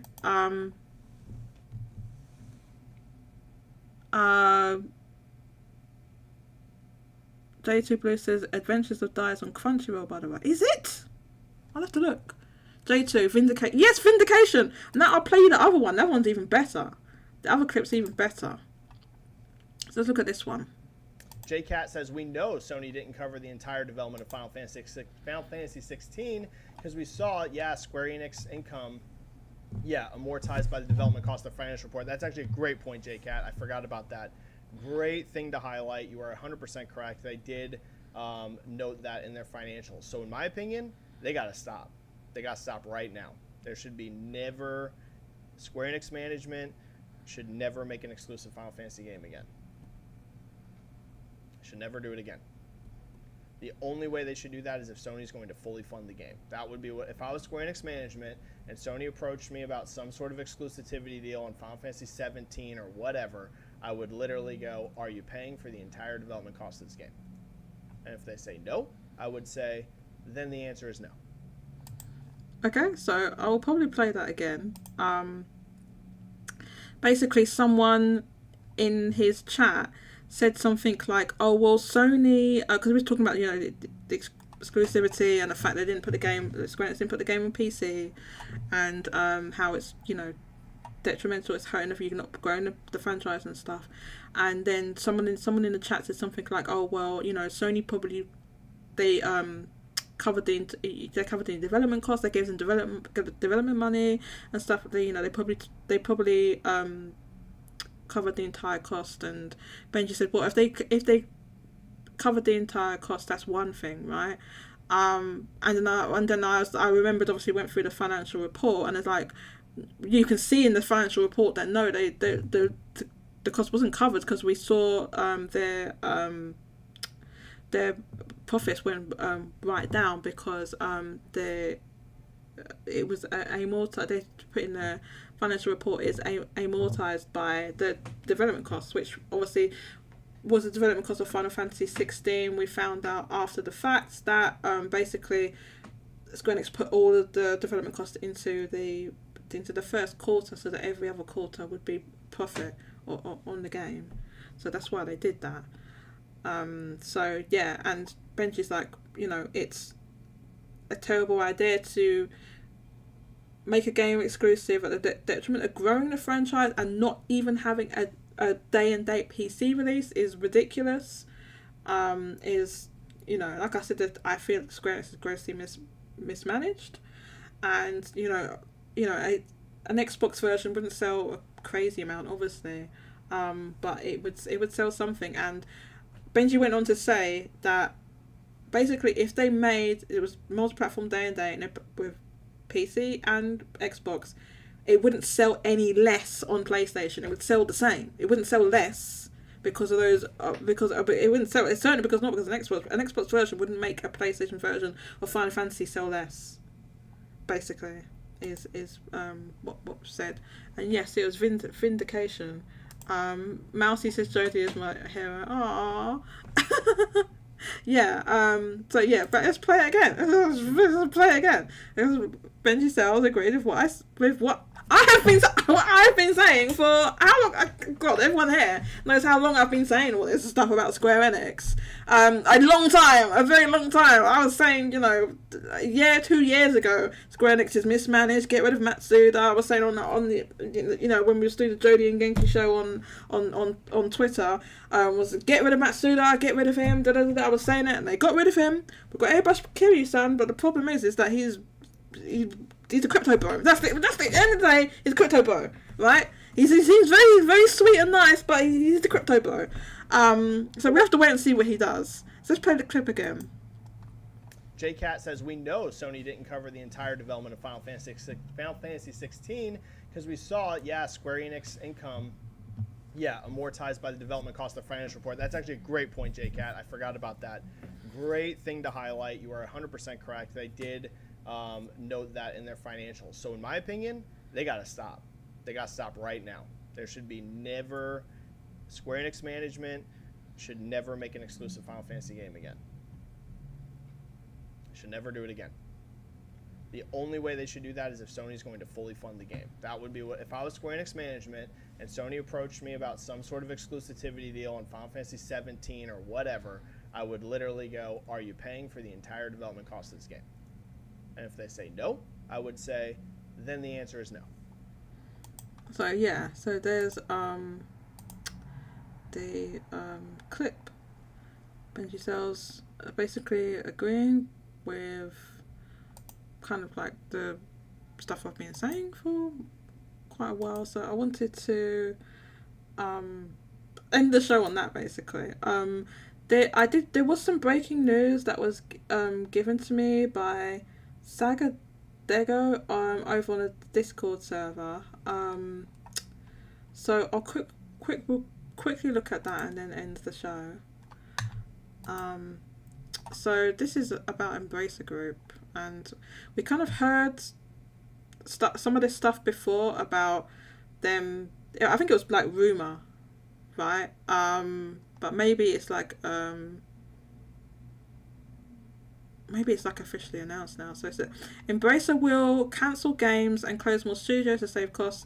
And remember that Embracer Group literally went on a buying spree, like a 2-year buying spree of just buying up everything, buying all different studios. Clearly not sustainable to do that. To have so many studios and stuff. So this is the result. They're cancelling games, they're closing more studios. We know they had some sort of big deal that fell through, which it turns out it was it Amazon? I can't remember who was it that it was meant to be doing this deal with, and it fell through. So Tweaktown Embracer's Group Mighty Games Embracer Group's Mighty Games empire will shrink a little as the company attempts to cut costs after their buying spree, right? Ever since this massive $2 billion business deal fell through, Embracer Group has been laying out plans to rein its massive team of studios in and reduce spending. Embracer was really counting on that $2 billion influx of cash to help fund new products. Now the company will pare back its focus, cancelling projects and closing studios along the way. So who knows what they're going to close. In a recent earnings report, Embracer Group CEO Lars... I'm sorry, I really can't pronounce this name. Wingefors. I'm sure that's not the correct pronunciation, so I apologise. Gave an update to investors on the cost savings plan and confirmed more games and teams would be effectively terminated. Ouch. That's yeah. So I think it was rumored before, and now it's confirmed basically. So the CEO said, "We are making good games on the restructuring program. We are tracking towards the targets, including reducing CAPEX." What's CAPEX? CAPEX by at least 2.9 billion. I think this is Swedish kronas. Is a SEK? Swedish krona? Is that correct? I think. And overhead cost by at least 0.8 billion SEK by financial year 2024/25, as well as reducing a financial net below 8 billion SEK by end of this financial year. Initial actions have been taken on closure and other initiatives to reduce the number of projects and studios, and overhead savings initiatives have been defined in coordination with the operative groups. So with a series of initial actions now taken, we expect further savings after the completion of a global review of the existing pipeline, which is currently ongoing. This review will guide our capital allocation to optimize return on investment. The purpose of the program is to operate with efficiency across the groups and reduce business risk in the short term. So that's what the CEO had to say. And basically, yeah, they went on this buying spree, and now they're having to restructure the entire business, cut costs, and definitely cancel games, and stuff would be terminated. We don't know the details of what they're going to do, but yeah, so it's quite the reduction. So I don't know. Actually, I don't know what the starting figure is. So they're cutting by 2. I don't know what this CAPEX. So I don't know this financial stuff. I don't know what CAPEX means. CAPEX. CAPEX. What is that? By at least 2.9 billion SEK. I think it's Swedish kronas. Somebody. Oh, let's see what Mousy had to say. Of course they'll patch Mario Kart. What is this? Oh, so oh god, there was a whole bunch of. Sorry, I missed your comments about patching Mario Kart 8s and Pokemon and stuff like that. Sorry about that. We was kind of getting into it when Mario DK and Vinnie Mac were here. Mousy says, Jodie is my hero, asking the real question. Yeah, so actually, no, when I did that, I wasn't even like particularly asking Benji a question. I was just like, I just said Square Enix is grossly mismanaged, because Square Enix came up. I can't remember why. I just said Square Enix is grossly mismanaged. I wasn't even asking him something. I just said they're grossly mismanaged, and he agreed. And then about the development thing, I think I did at him and say, because somebody said, oh, Sony probably paid for it. I was like, no, I was thinking, no, they didn't. Because that game was expensive to make. I said this before, like, we know that what's it called? Forspoken cost like $100 million US dollars to make, because that figure got out there. I can't remember how it got out there now, but we heard that, and I said, which do you think? So Sony, I'm saying it now. Which do you think Square Enix spent more money on? Forspoken, a new IP, or Final Fantasy 16, their flagship IP? Which one do you think cost more to develop? I think they spent a lot more money, and it shows really that Final Fantasy 16 is overall a better looking game than Forspoken, in my opinion anyway. So I'm going to close out with not Ori and the Blind Forest. No. With, oh god, where is it now? Final Fantasy 7 Lo-Fi. Okay. I'm gonna finish off with that. And I think I've caught up on all the comments. This is loud. I think I've caught up on all the comments. Okay. J Alpha says the deal was with Savvy Group, which is Saudi Arabian. And J Alpha also says capital expenditure, I believe. Ah, thank you. It's capital okay, that's what it is. Right. I've never seen it. I mean, it makes sense that if you're, because this is a quote for him saying it verbally, so it kind of makes sense that it ends up getting shortened down like that. But it you know, I've never heard that before. So yeah, thank you for that, J Alpha.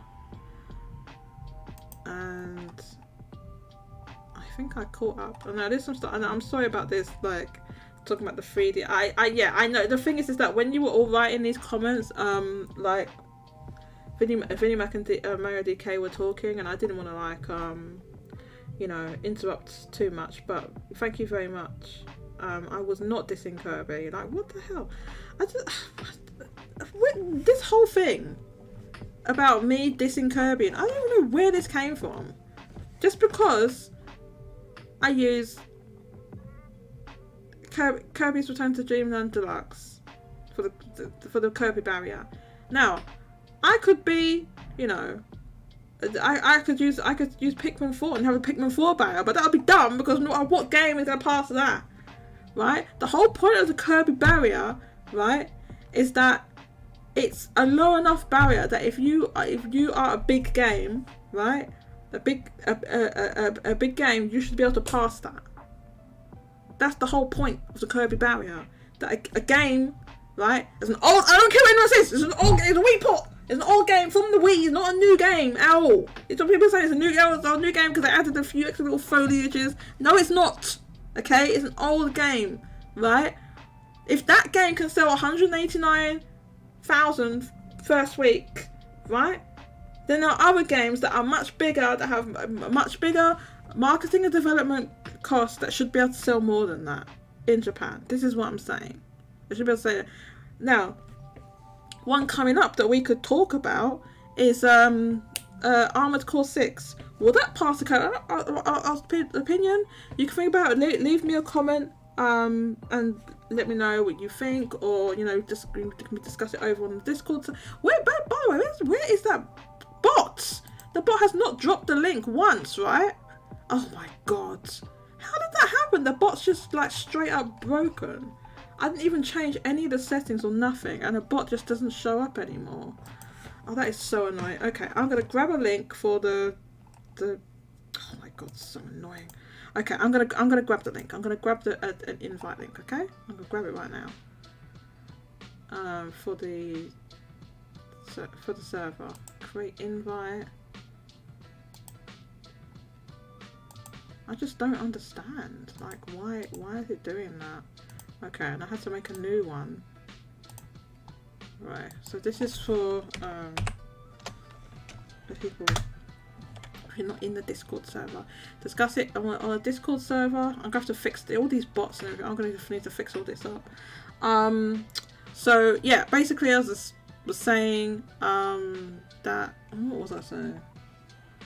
Oh god, I lost my train of thought. Mousy, help me! I lost my train of thought. Is Mousy even listening? Mousy's gone. Mousy gone, left me to defend for myself. I see how it is, Mousy. When Mousy listens to this back, she's gonna be like, what are you talking about? I'm talking about you leaving me. I'm literally lost. I'm actually really tired at this point. We're gonna end the show. But I had one final point to make and I've forgotten what it is. Oh my god. Are you being serious right now? I've completely forgotten what it is that I was saying. What was I saying? Okay, well, never mind all that. Let's just finish with this. Finally, Amiibo were announced for Deep Cut for Splatoon 3. Let's go! We have all three Amiibo, and the thing and this is really cool. Okay, they look very good. So that's Shiva. This is Fry. And here's Big Man. Now, when I saw the amiibo, because they're not showing them next to each other, I was like, well, hang on, the big man amiibo needs to be bigger than the other amiibo, because Big Man's huge. He's like 3 times the size of them. He's got to be 3 times the size of them. And then someone in Discord, I think it might have been J2, I'm not sure who it was, posted the picture of which I don't have a link, I don't have it right now, in front of me, of the triple pack they're releasing in Japan. And Big Man is indeed like at least twice the size of the other 2 amiibo. They're these 2, Shiver and Fry, like normal size, like the same size as like other previous amiibo, and they only come up to like hair on Big Man, like hair, and he is bigger. You can see, I think the pedestal's the same size as it. Oh, J2 showed me the link. Thank you, J2. Oh my god, J2, thank you, I love you. Here it is. Okay, here's a triple back, and Big Man's bigger than Shiver and Fly, as he should be. I said he's like 3 times. He's literally 3 times the size of them. Right? He's like 3 times the size, and he looks about 3 times the size. This looks to scale as what you see in the game. I would say it looks to scale to how they appear next to each other in the game. Which is what. So Big Man is bigger, and I think he's on the same size pedestal, but he's coming off the edge of it. Now, it would have been good if the Big Man amiibo was as big as the Detective Pikachu amiibo. It's not quite that big, but this is big. And so I am so happy. I don't know, when are these, does anyone know when these are releasing? Did they say? Hang on, let me see that link. Did they say? Yeah, November 17th. Exclusive. You can snap a photo with these. Yeah, because I have all the other. Oh my god, I've got so many Splatoon. I've got like literally. I've got every Splatoon amiibo except for the 2 they put from Splatoon 1 that they are out of. They never printed them again. I don't think they did anyway. I have almost every one. I would get those 2, but it's like I don't know where to get them and they're expensive. No, it's free. It might be free, different color variations. So it's the same amiibo, but they made for the Wii U, for Splatoon 1, they made color variations. But they don't do that anymore. November. Yeah, let's go. And then we have there's another one coming out. Do you know what? I got the Pyro and Mithra amiibo, but the box came damaged, alright, and I wanted to keep them in the box. So I sent it back to Amazon. I didn't want a damaged box. So I need to rebuy that one. And I don't know, my amiibo collection's got out of hand. I've got nowhere to put, I literally have nowhere to put these amiibo. I keep buying them. So you might say, well Jodie, that is dumb. Why would you do such a thing? And I will tell you that the thing with me collecting got out. It started like getting like that during lockdown. I would say when I started buying loads of this stuff. I didn't have all of this, but I didn't have all this before a couple of years ago. No, Kike, you do not have Box Boy. Kike, you don't have Box Boy. No, you don't. Kike, can I tell you have everything? You know what? You have every single amiibo. I don't believe that. Do you really have Box? That's Box Boy's worth a goddamn fortune now. Because they only made it in Japan. They only made a few of them. And because who cares about Box Boy? It's just random weird IP. They've only released that. No, I did release one for Switch. Do you know what they didn't bring back? And I'm low key. Not even low key. High key. I'm high key crossed. They didn't bring it back. Right, Pull Blocks. Where's Pull Blocks? I know it's got some other name in North America. I can't remember what it's called. It's called Pull. It's Pull Blocks, Push Blocks, and Full Blocks. Is what it's called. Do you know what I mean? Do you know what Pull Blocks is? It's a puzzle game that I think or how made it. Do you know what game I'm talking about? And it has Mallow. Mallow. Is it called Mallow? The little chubby. I don't even know what it's supposed to be. Okay, in North America they call them Pushmo, Crashmo, and Pushmo World. Oh, the one on the Wii U is Pushmo. I don't know why it has a different name, but anyway, it's in here. It's called Pull Blocks, Full Blocks, like Full Blocks like Full, and then Full Blocks like FALL.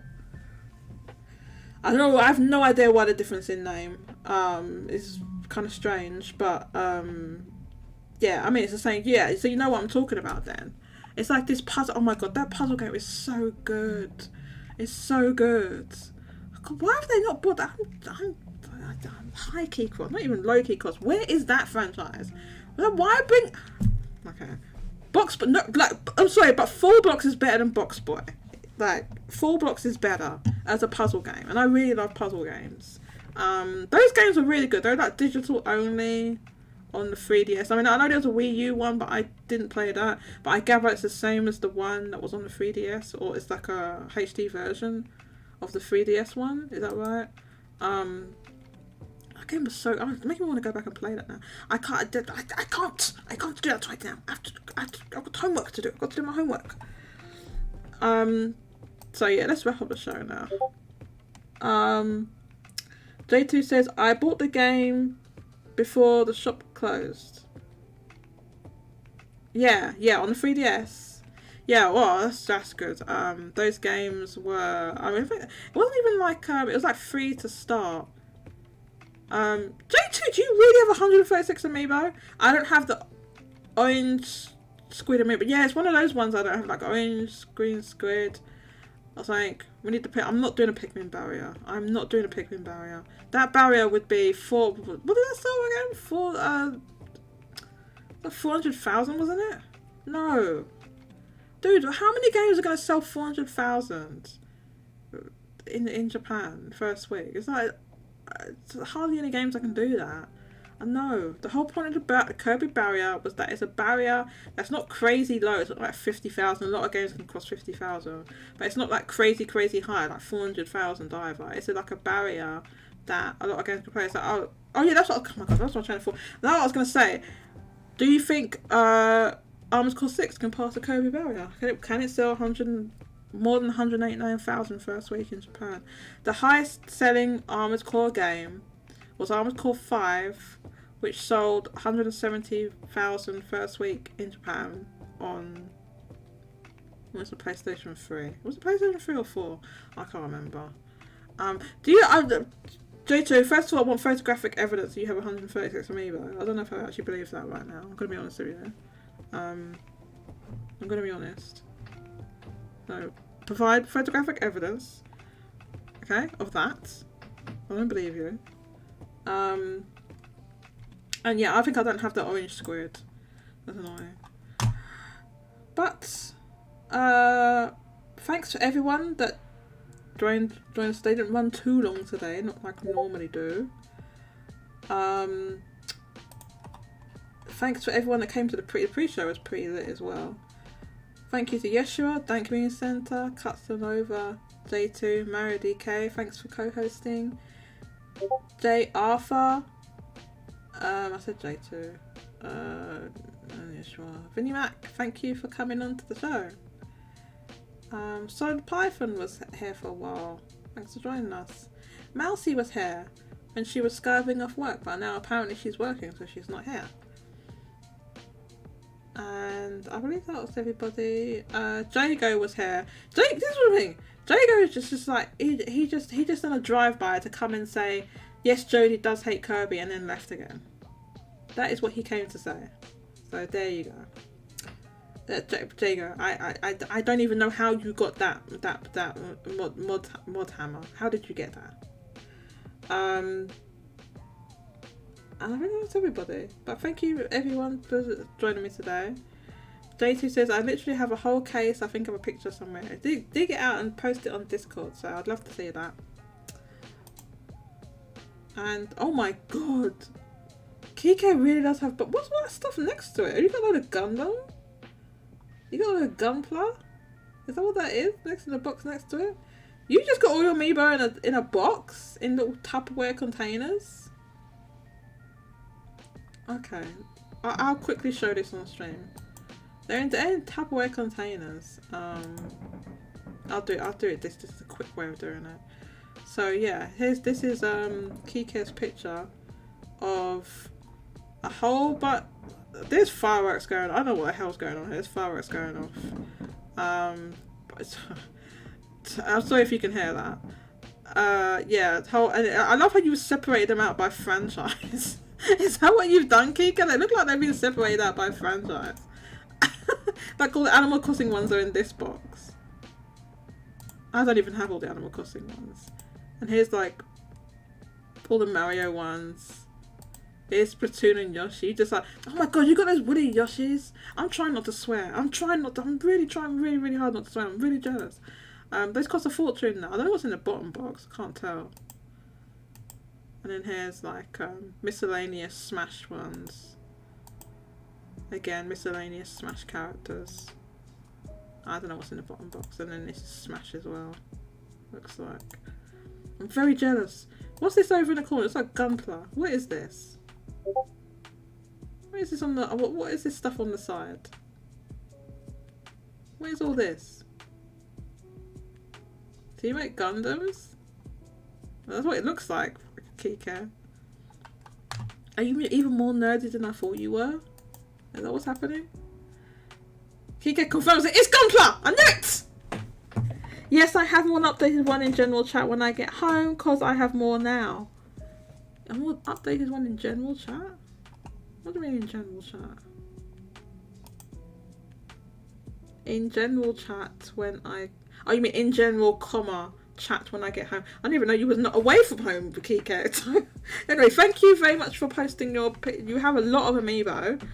More than me. I have a lot of amiibo. Mine... Oh, Discord chat, okay.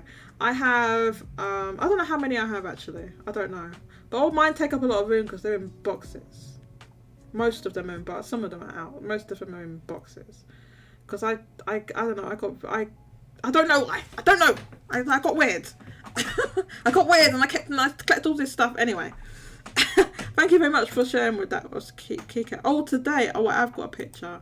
Today I got... what do you call it? I received from Japan my copy of the Shin Meguro Tensei 30th anniversary special sound compilation. And it came, and I have a picture. It came in a box like this, and that's the outside box. And basically, you get like CDs, right? So it's like 4 or 5 CDs, and then also a USB stick. And it has all the music, but I feel like, you know, Atlas, being Atlas, they skimped out, they cheaped out and decided to put like the music from 3, 4 and 5 on a USB and the rest of it on discs, right? So like the early music you have on the discs, and then 3, 4 and 5 are on this like pretty nice, it's a pretty nice USB drive with like this pretty hefty. It's got some weight to it, but it's just like, come on, man, you couldn't like, you dude, people would have paid you for the CDs. Can I open this up in the browser? People would have paid you for those on CDs. You can barely see this though. People would have paid you for the CDs if you putting those on disc. But they didn't do it. I know it would have been like a whole load more CDs. It would have been like another 5, 6 CDs. People would have bought it because they only printed 10,000 of these, by the way. So here's the thumb drive. That's what it looks like. It's not the whole case. I have to show updated photo later. Okay. So yeah, that's what I received today. So it has all the music, but like, not all of it's on the disc. Some of it's on this thumb drive, and then some of it is on disc. The older ones. So 3, 4 final and 5 music are on this thumb drive, and the rest of it are on actual CDs. So yeah, I don't know why they'd make a decision to do something like that. I don't know, but I'm happy I've got it. They only made 10,000 of them again because Atlas being Atlas, it's like, oh, let's do like nothing for the 30th anniversary other than this Japan owned, and I managed to import it, but they only released it in Japan. They didn't announce it, you know, they didn't announce it on the Japanese Twitter account. They didn't announce it anywhere else, they didn't say anywhere else, or say they only made 10,000 of them. That's, first of all, right off the bat, that's fraudulent. Why do you only make 10,000? That's not even enough for all the people that would want it in Japan. Anyway, I managed to import it, okay. I have it. I has it in my grubby mitts. So I've got that, and I've got loads of. Oh my god, what a crap! I should take some photos, post some more photos. All the dumb crap I've collected. But all this like collecting like that, like I started going really hardcore with it, like it was during lockdown and stuff, because I wasn't going out, and like I had nothing else to spend money on, so I wasn't going out, so I just like started collecting. That's why I have all this crap. Anyway, so thank you very much everyone for joining me today. It's been a really good show, and I don't feel like crazy overtired like normal. I feel okay. So thanks everyone, and I'll catch you on the next show. Bye bye.